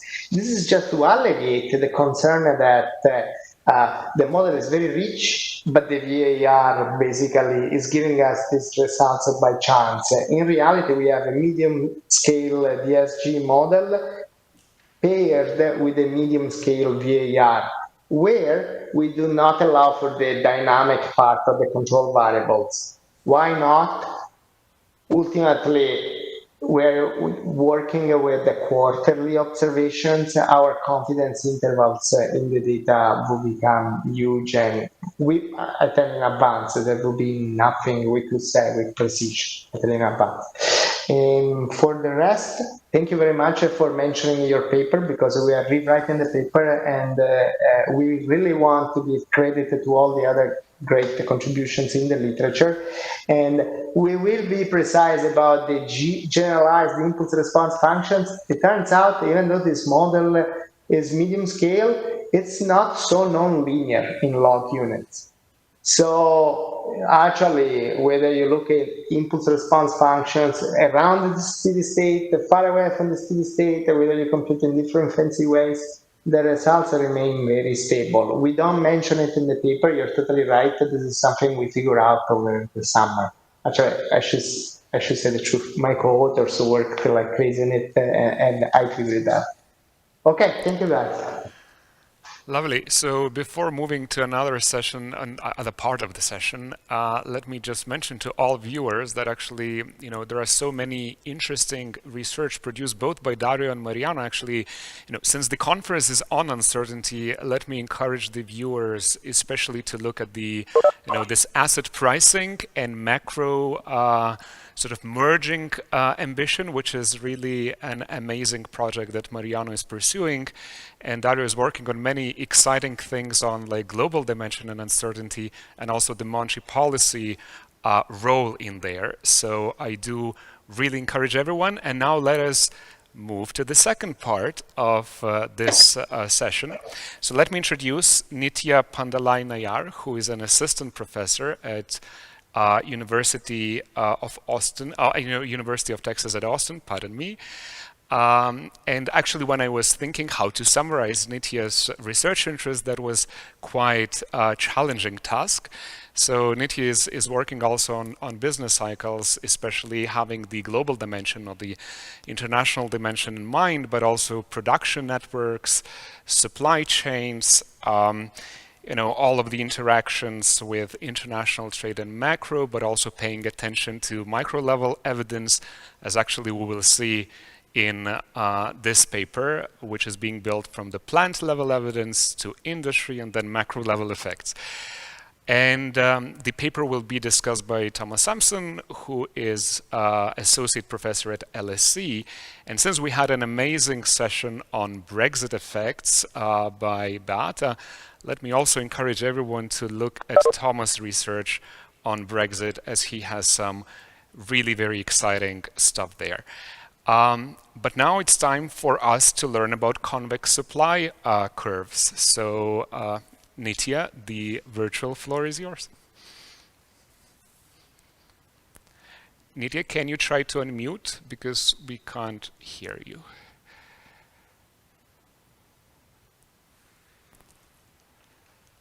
We still cannot. Okay, maybe let me rejoin.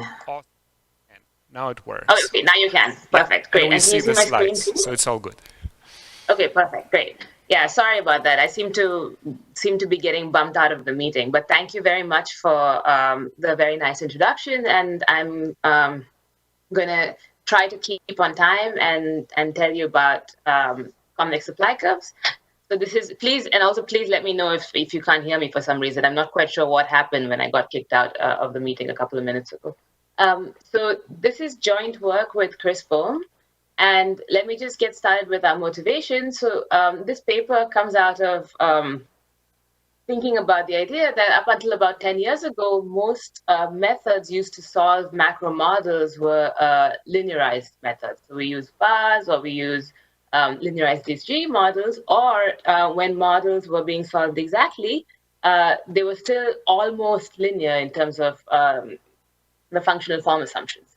So naturally, as the literature has realized, these types of models can be misleading to understand aspects of the economy that are fundamentally nonlinear. And so in the last decade or so, there's been a surge of interest in the role of nonlinearities, both on the theory. So we have now many models that are emphasizing the importance of nonlinearities, but also increasingly on the empirical side. So you can think about, for instance, the debate on whether the fiscal multiplier is state-dependent or not, as an example of the empirical side of this research. The challenging thing here is that empirics on the roles of on the importance of nonlinearities are very difficult, and the evidence is often very controversial. Again, I can to put this into context, I can refer you to the debate on the role of on whether the fiscal multiplier is state-dependent. To identify this, you rely on time series variation and not very many and not very much variation. So there's a lot of controversy about whether this is actually true or not. So what our objective in this paper is to provide strong evidence for one particular nonlinearity, and we're going to focus on a mechanism rather than on an outcome. And the idea here is that if this mechanism is something that is important in the data, that we can provide evidence for, then it operates in many models and can lead to very interesting conclusions. And the nonlinearity we're going to emphasize is the convexity of supply curves. So why convex supply curves? So well, first, because the supply curve is very simple. We understand it very well. We also, in particular, understand the identification problem for how to estimate supply curves very well. We know that we need demand shifters to trace out a supply curve. So conceptually, this idea is very simple. At the same time, if supply curves are convex, that has a very broad and interesting implications that are very policy relevant. For instance, some of the implications we consider in the paper are that the fiscal multiplier would be state dependent if supply curves are convex. Convex supply curves also lead to a convex Phillips curve. They can increase the welfare costs of business cycles, and these are just a few of the things that they imply that are very interesting for macroeconomics. So what we talk about some of this in the paper today. I'm not going to talk about the actual applications because I'm going to spend the 30 minutes showing you why supply curves might be convex. We're going to provide very robust empirical evidence for supply curve convexity. But first, I'm going to begin with explaining why we should think that supply curves might be convex. And the idea here is that capacity constraints at the plant level can generate a supply curve that is convex at the industry level or in aggregate. Okay, and to illustrate that, I'm going to show you that first, capacity constraints at the plant level appears to be a very salient feature of the data. So what I have here is confidential microdata from the US Census. So I had this disclaimer on the first slide, I should have mentioned it. But this is confidential microdata, and it's from the quarterly survey of plant capacity for 2007. And what I'm plotting is the distribution of utilization rates across plants. Utilization here is defined as actual production relative to the capacity the plant reports that it can produce. So it's maximum production capacity. What you can see first is that there's clear bunching at 1. So a large fraction of plants are producing exactly at full capacity. And you can imagine that these plants are somewhat constrained. So if they experienced a positive demand shock, they would not be able to easily expand production. Okay. There's also a substantial mass of plants that are actually producing below capacity. So not all plants are producing at capacity. And the survey actually asked these plants why they are producing at below capacity. And the number one answer chosen by about 80% of plants is that they had insufficient demand. Okay, so clearly plants cannot perfectly forecast their demand, and they're choosing their production capacity in anticipation of expected demand, and then actual demand is materializing, perhaps pushing them to their actual production capacity limit so that they get to this point of 1, or they are producing below capacity. Okay, so either they're constrained or they're below capacity. What we also see in this data is that the utilization rate is cyclical. So if I fast forward 2 years, 2009, you can see that this whole mass has shifted to the left. So very few plants now are capacity constrained, but the mass of unconstrained plants is much larger. And then 2 years later, again, the distribution is shifting back to the right, but has not reached where it was in 2007. Okay, so what this is also saying is that presumably an industry's response to a shock, its ability to expand production is going to depend on what fraction of the plants in that industry are going to be capacity constrained or not. Okay, so you can imagine that the industry is going to respond by increasing production more in the 2009 case than in the 2007 case, right? And so our empirical strategy here is going to really use this type of variation across time and across industries to identify the convexity of the supply curve. So before I go there, we have a huge literature we're building on. We're discussing this in the paper, but today, in the interest of time, I will not mention it. I'm going to begin instead by setting up a simple stylized model that formalizes this insight that plant capacity constraints in the micro level can aggregate up to an industry with a convex supply curve. And this model is going to guide my estimating equation. Okay, and I'm going to be very brief on the model. The model is very useful to construct a notion of capacities. We don't typically have capacity in our models. And it's useful to provide intuition for our estimating equation. But in the end, our actual estimating equation is more general than the specific model. So when you walk through the models, the model is going to be an industry-level model. It's going to have an aggregating firm, which is a CES aggregator, and monopolistically competitive individual suppliers. And the assumptions that go into this model to connect it to this microdata insight are first that the suppliers have capacity constraints. Okay, so here we're going to assume that the suppliers are choosing some variable factors, the maximum they can use in advance of the period, and so their maximum output is predetermined within a period. Okay? In between periods, they can actually adjust their capacity. So capacity is not fixed forever. So they can, for instance, respond to persistent demand shocks by actually changing their production capacity. What's going to matter for us is that within the period, there's going to be a capacity constraint on maximum production capacity. Suppliers are going to face idiosyncratic demand shocks, and that's going to lead to some uncertainty about whether the capacity constraint binds.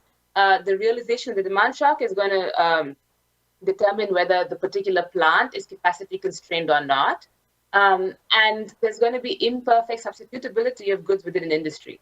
So what this means is that for the aggregating firm, expanding output, when a lot of plants are capacity constrained, when demand materializes high, for instance, for a lot of varieties, is going to be costly because it's imperfectly substitutable across goods within the industry. So it's going to have to shift towards less productive varieties. Okay, so that's going to raise the price index. So these are the assumptions behind the model. Let me show you just some key equations. So one thing that matters here is the price setting equation. The way our model is going to have all of the convexity coming through increases in markups as more firms get capacity constraints. Of course, empirically, the convexity can also arise because, for instance, increasing marginal costs or other mechanisms. We have extensions of the model to accommodate these things, but I'm going to talk only about the baseline here, where the channel generating convexity is going to be markups. And so what matters here is the price setting equation. So I'm going to, so a plant is going to set its price as a constant markup over marginal cost, as you've always seen. Theta is the demand elasticity. But the difference here is this term rho in the price setting equation. And rho is the multiplier on the capacity constraints. The plant level capacity is Q. Plant's actual output when demand materializes is Y, and rho is going to be the multiplier on the capacity constraint. So rho is going to be 0 if output is less than capacity, but naturally it's going to be positive if the output hits capacity. Okay, so that at that point the plant will start raising its price when output hits capacity. We can aggregate this model to the industry level, so all of our estimation is going to be at the industry level. And what we obtain when we aggregate the model is industry output, YT, industry capacity, QT, and QT here is going to be defined as the industry's output when every single plant in that industry is producing at full capacity. And industry utilization, the industry utilization rate, UT, which is going to be industry output divided by industry capacity. The reason we do this is because this definition of the utilization rate within the model aligns exactly with the utilization series produced by the Federal Reserve Board. Okay, so there's a very tight analog between the theoretical object and what we're going to measure in the data. Okay, so I can then derive my estimating equation, my key estimating equation. So the industry price index in logs is going to be the log marginal cost plus the log average markup. This is this M function, and we can show, and we show in the paper, that this markup is just a function of the log utilization rate of the industry. Okay, and this is important because the log utilization rate is observable, and we're going to use this to estimate the supply curve. Okay, notice also that in contrast to standard inverse supply curves, this is an inverse supply curves, the utilization rate is obviously industry output divided by industry capacity. Okay, so the capacity of the industry is showing up here as a supply shifter, which is not the case in standard supply curves. This is really important because what happens is that if you omit this supply shifter and it gets absorbed into the error term of the estimating equation, it's a supply shifter. And it can also respond to demand shocks, and it can actually bias us away from finding a positive slope or curvature for the supply. Okay, and I'm going to show you that in the results when I get to the empirics.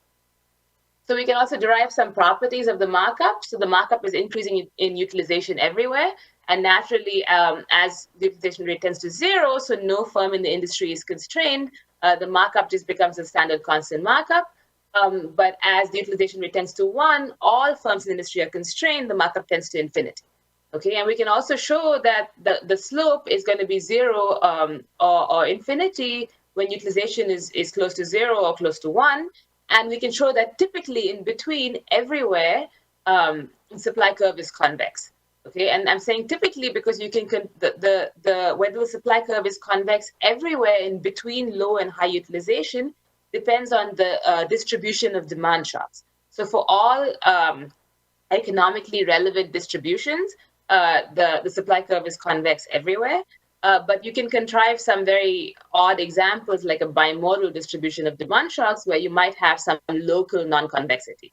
Okay, so what this means is that ultimately whether the supply curve of the industry is convex in the relevant range of shocks is going to be an empirical question, and that's what we're going to assess when we do our estimation.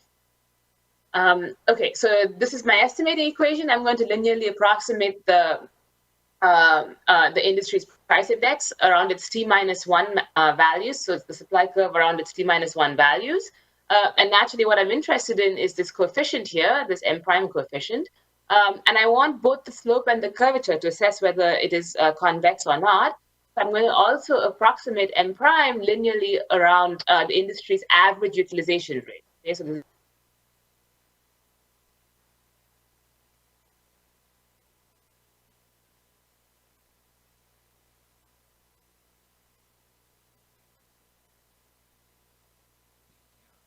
So we lost Nitya.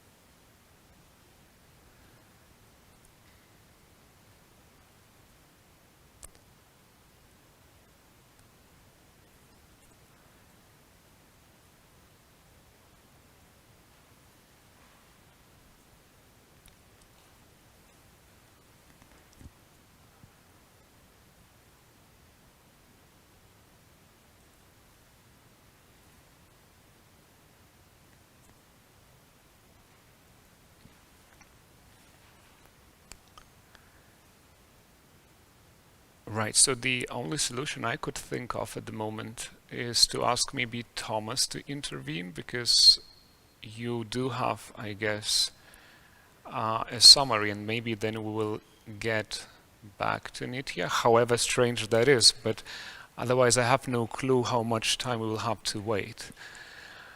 Thomas, would that be fine with you? Yes, I could kind of take over and do the unusual sort of mid-presentation discussion, if that would be the best option at this stage.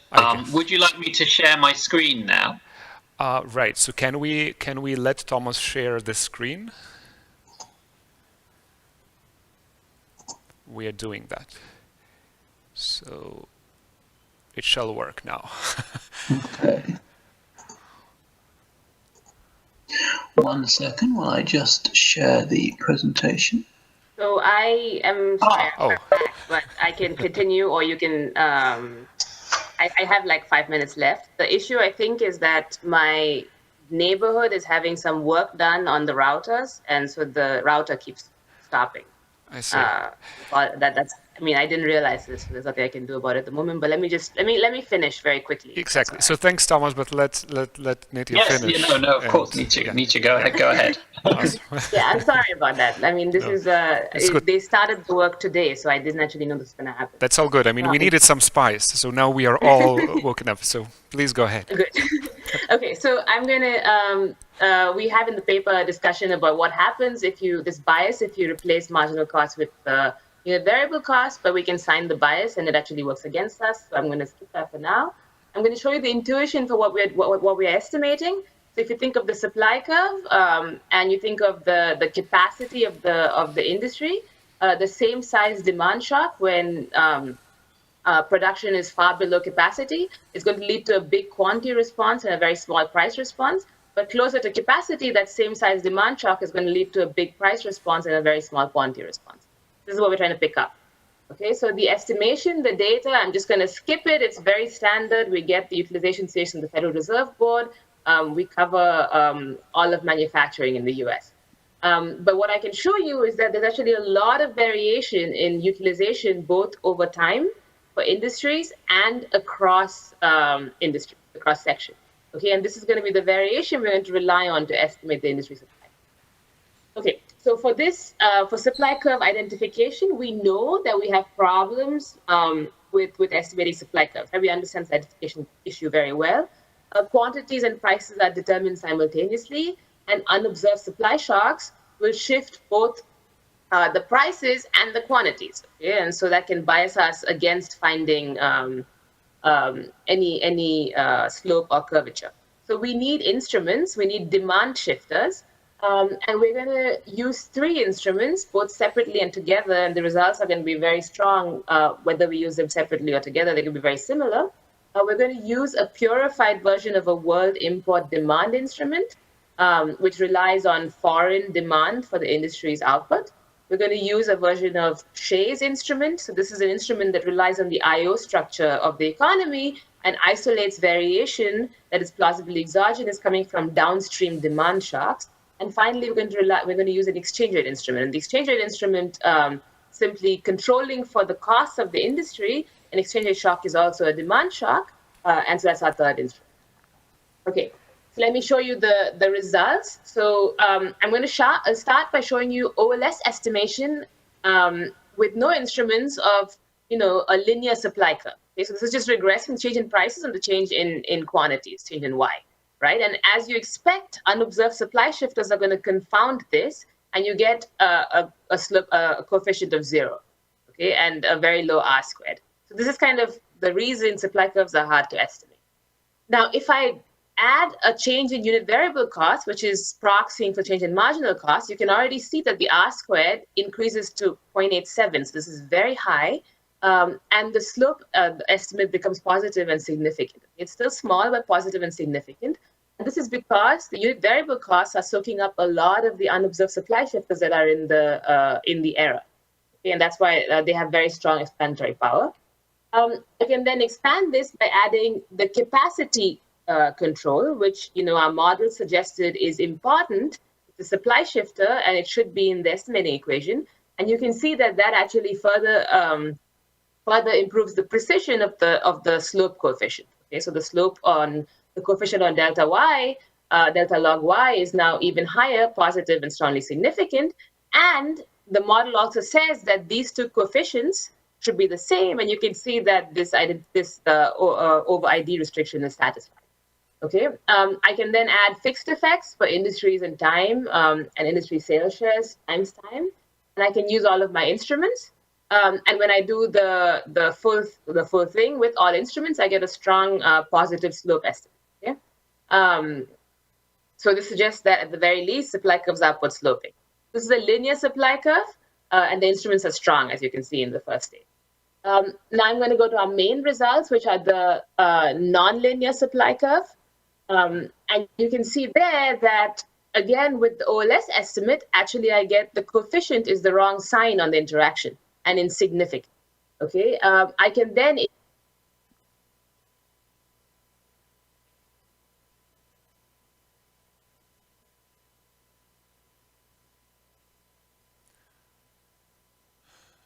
Right. So we certainly learn what uncertainty shocks are in real environment. So I guess we again lost Nitya. If let us give like few secs, and if we don't get her back, then we would move to Thomas. If we get her back, we will stick to finalizing these slides. Response to a demand shock by 6 times as much as at low levels of utilization. Okay, and the estimated demand, the quantity response to the same size demand shock is half as much at a high level of utilization relative to a low level of utilization. So you can see a very strong degree of convexity. So since I'm having issues with the Wi-Fi, I'm going to just tell you there's a lot of robustness in the paper. We can think about sticky prices, etc. in the paper. So please look at the paper for this. But I'm going to conclude instead and say that, you know, what we're finding is very strong evidence that supply curves are convex. And we're also showing that the concept of capacity is operationalizable. So we can model it and we can link it very tightly to the data, and we can use this to identify the curvature of the supply curve, which is a portable moment that can be taken across model. So you don't have to have a model with capacity to use the elasticity estimates. This is a portable moment in the sense of Nakamura and Steinson. And we also show in the paper many aggregate implications, but there are many more that we could also explore. We're not doing all of them in the paper. We do this in the nonlinear network model, and we find state dependence of the fiscal multiplier, convexity of the Phillips curve, and larger welfare costs of business cycles. So let me stop with that, and I'm going to hope that my Wi-Fi stays on for the discussion, because I really want to hear the thoughts that the discussant had. Thank you. And sorry about the issues. Lovely, Nitya. Awesome. I think we got the main bits, but the missing pieces will be covered by Thomas, I believe. So Thomas, the floor is yours.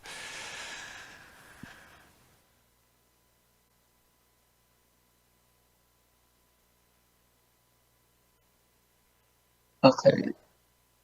Yeah, I am muted. Can you hear me now? Now we can hear you and we can see the slides. Great. It's all good. Brilliant.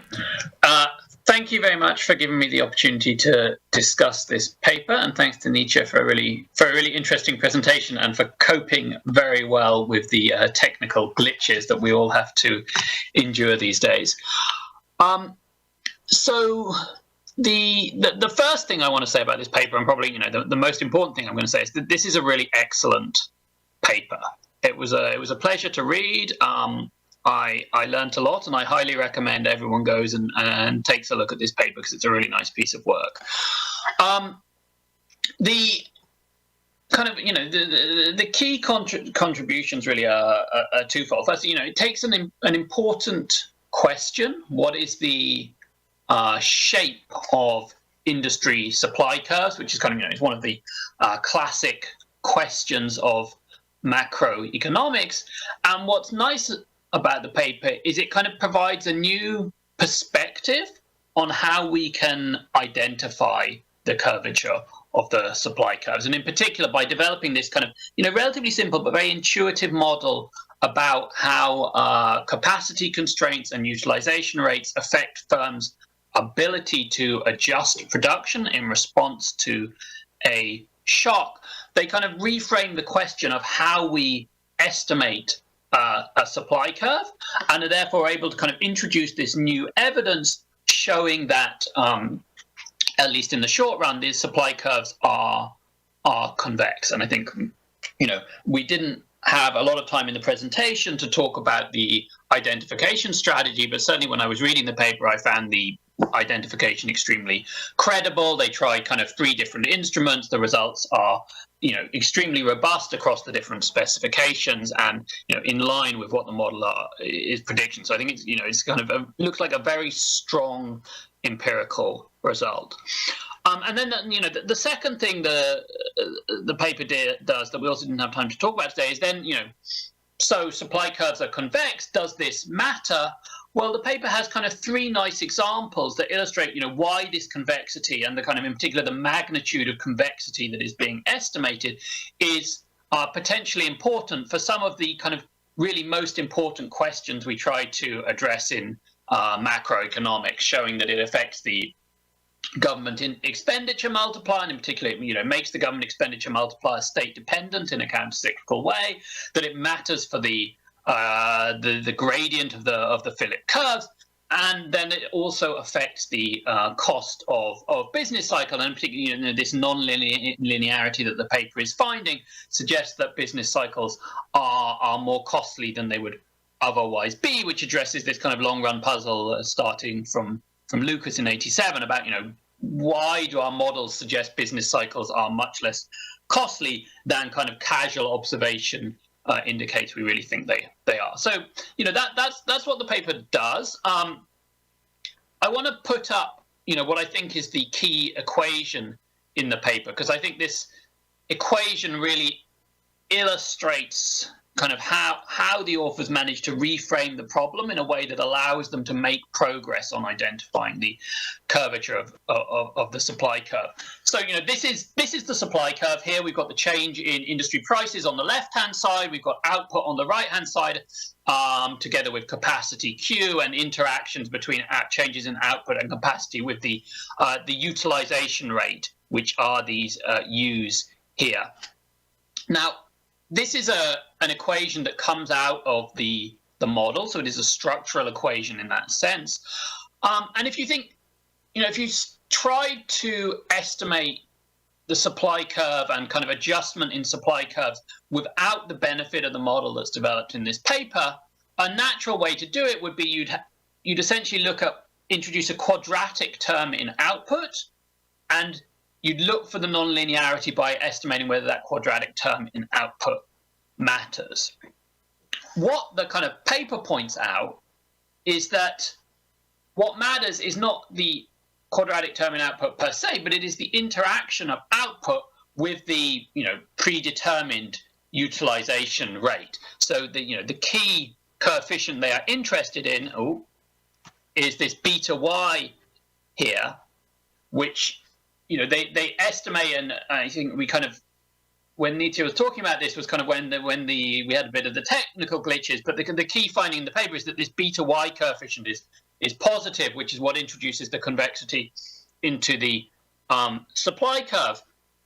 And it's this ability to kind of frame the convexity in terms of this interaction between the output and the utilization rate is what I think the real contribution of the paper is. So, what I want to do in terms of kind of my comments is I have one sort of technical question on about how capacity is modeled in this paper, and then I really kind of more want to focus on kind of suggesting questions for research that hopefully will build on this paper in the future. So that's what I mainly want to do in the discussion. The technical question first. So this is about how capacity constraints are modeled, all right? And you can see here the production function that's assumed in the paper. Output depends on a firm's productivity Z. Their level, this is kind of how much capacity they use V, and then it's a function of the capital stock relative to this V bar term is the pre-installed capacity, right? And output, the amount of capacity they use is constrained above by this V bar. So what is slightly strange about this specification is that the cost of capacity, as it's modeled here, is that it effectively, that the higher capacity you choose, the less efficient your installed capital is. Right? And the authors are doing this because it's kind of how they introduce a trade-off into the capacity choice. But obviously, it's a rather stylized way of modeling the capacity choice. So, one question I had is why they chose to model it in this way, rather than, say, introducing a kind of a real resource cost of the capacity, say a fixed cost of installing a certain amount of capacity that would enter as an additional term in the firm's profit maximization problem. Now, I don't think, this clearly doesn't matter for setting up the estimation equation and for the identification. So to some extent, it's kind of moot for the main point that the paper is trying to make. But what I would be interested in is some thoughts on, does it matter at all for the quantitative analysis, and in particular the kind of applications showing the importance of the convexity? It wasn't clear to me from reading the paper whether this was the case or not, but I would be interested in some thoughts on how the way that the capacity choice is modeled, how that affects the potential quantitative importance of these non-linearities when we think about applications such as the size of the government expenditure multiplier. Moving on then, kind of where could a literature building on this paper go? So I've got a few suggestions for follow-ups for the authors or for other people working on these issues that I think would be interesting. One is the focus on this paper is very much at the industry level, and I think that's the right level of aggregation to choose for what they're doing. But it kind of immediately begs the question: if we studied firm level supply curves in more detail, what would we find there? The industry behavior in this model is an aggregation of firms facing heterogeneous demand shocks, but the firms themselves behave in quite a stylized way. There's this very sharp discontinuity: either you're constrained or you're not. So, given appropriate data, I think it would be very interesting to estimate the convexity of firm level supply curves, to understand a bit more about how that compares to the industry level convexity, and in particular to kind of disentangle what's going on kind of sort of within firm convexity versus entry in response to a shock, and how the industry level behavior is affected by kind of essentially the extensive versus the intensive margin.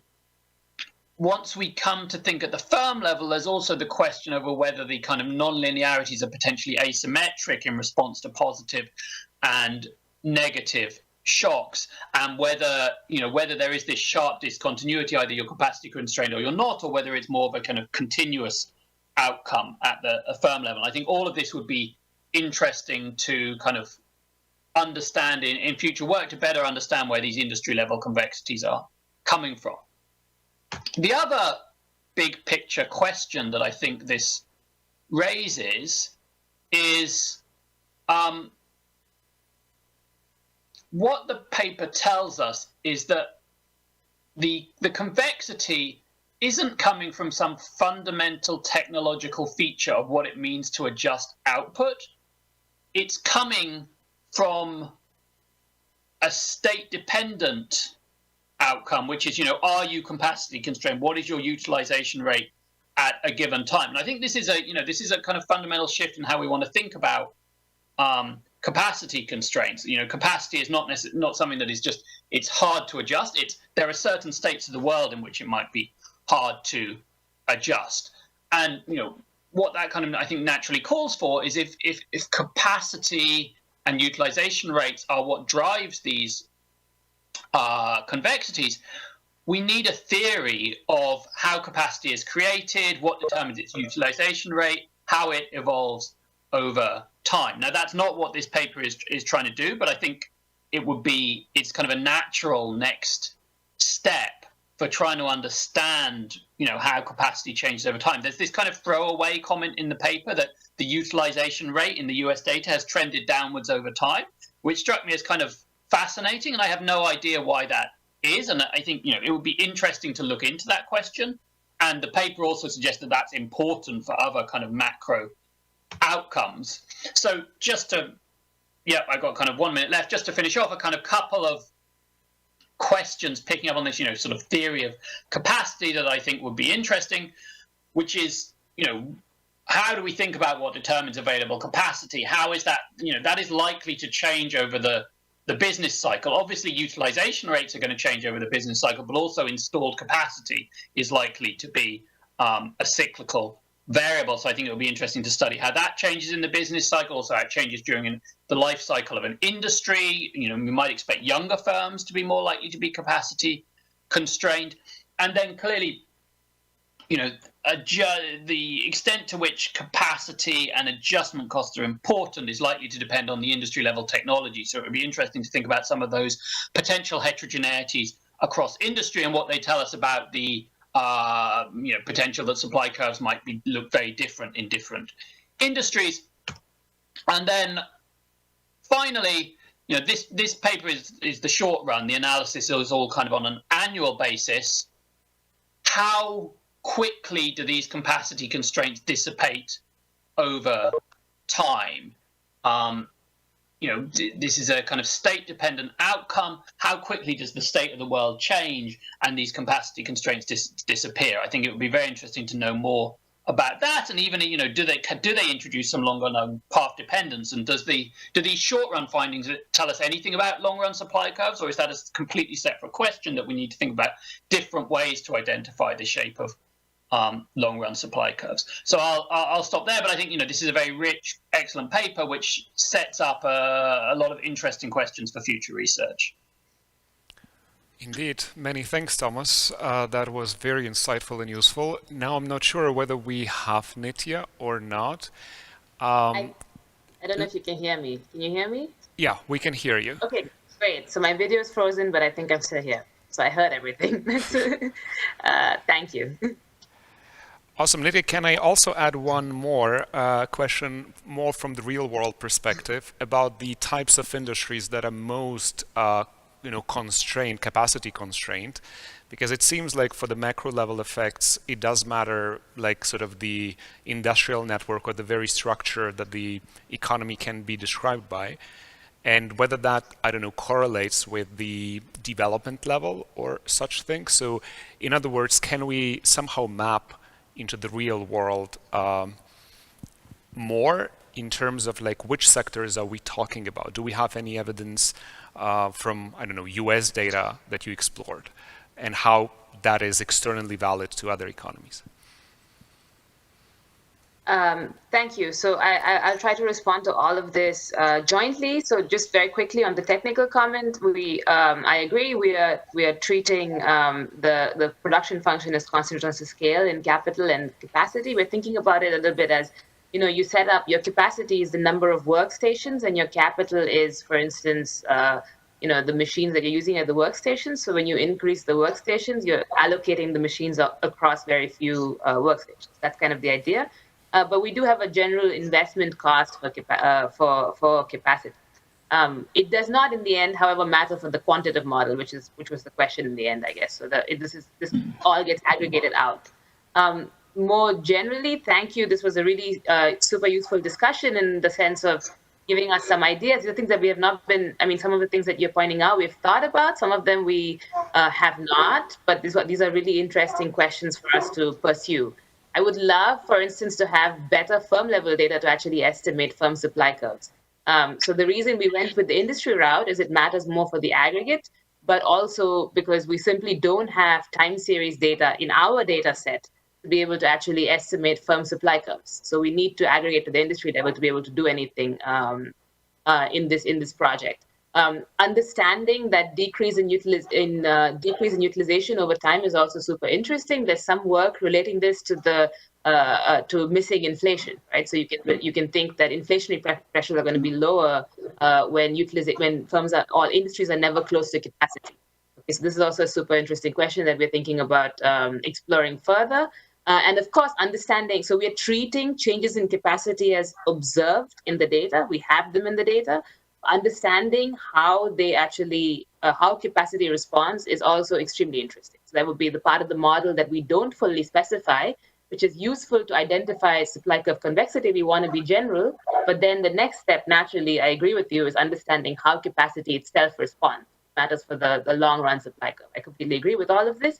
And on the question about which industries in the real world are more capacity constrained, so we are looking at 21 manufacturing industries, and we identify, I mean, I guess we could look at the variation on average of the capacity constraint. I don't have a good answer immediately.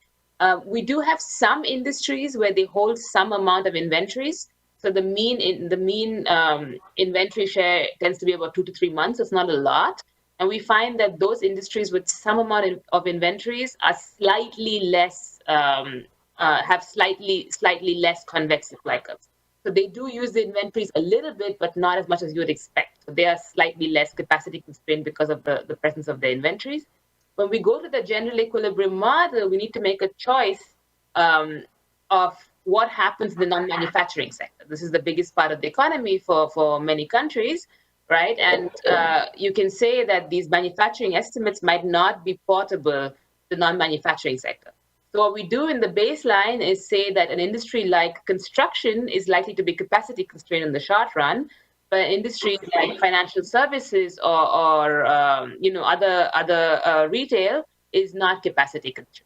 And then we do some robustness with respect to this, but actually it turns out for the vast majority of the economy, there is no measure of whether an industry is capacity constrained or not. You only have these measures in the manufacturing sector. And so it's actually we think this is a very important area of missing data that would be very useful to gather some surveys on capacity, for instance, in the non-manufacturing side of the economy. So I hope that was that. I mean, that's kind of what I have in terms of the actual capacity. Lovely. Thanks a lot. There is a lot of food for thought, and we have made it despite all of these hurdles. So let me thank a lot Mariano and Dario for the first part, Thomas and Nitya for the second part. Thanks a lot, Thomas, for stepping in. For me, that illustrates that, despite what's going on in the global economy, reaction to shocks is best by cooperation. So thanks a lot. Let me close this session and thank everyone actually for joining us. So the last thing to do is to close the entire conference. So thanks a lot, everyone. Let me, finish with the statement that once is chance, twice is coincidence, and third time is pattern. So I really hope, this becomes a tradition, and I'm very happy to hand over our baton to our colleagues at the National Bank of Poland. Now I'm risking to forget important people without whom this conference wouldn't have happened, but let me try. So thanks a lot to our partner institutions, and particularly Andrei Levchenko, Julian Di Giovanni, and Philip Beata for their intellectual leadership. Thank you, of course, to our colleagues at the National Bank in Poland, to everyone who viewed us, to all participants, particularly the authors, presenters, and discussants, and of course the excellent lineup of our keynote speakers, Professors Jennifer Lau, Galina Manova, and Beata Javorcik. And let me wrap up by how we started it all. So the leaders of the two central banks have noted that uncertainty is associated not only with bad or poor effects, but also with opportunities and a chance for a change. I hope this very conference has provided you with opportunities to learn more, new, maybe give some thoughts about, something you haven't thought too deeply, and maybe that all would result in some new and exciting research. I also hope we will catch, new opportunities to meet in different contexts, in future events. And for now, let me say, stay healthy, enjoy the rest of the weekend. See you, and bye-bye.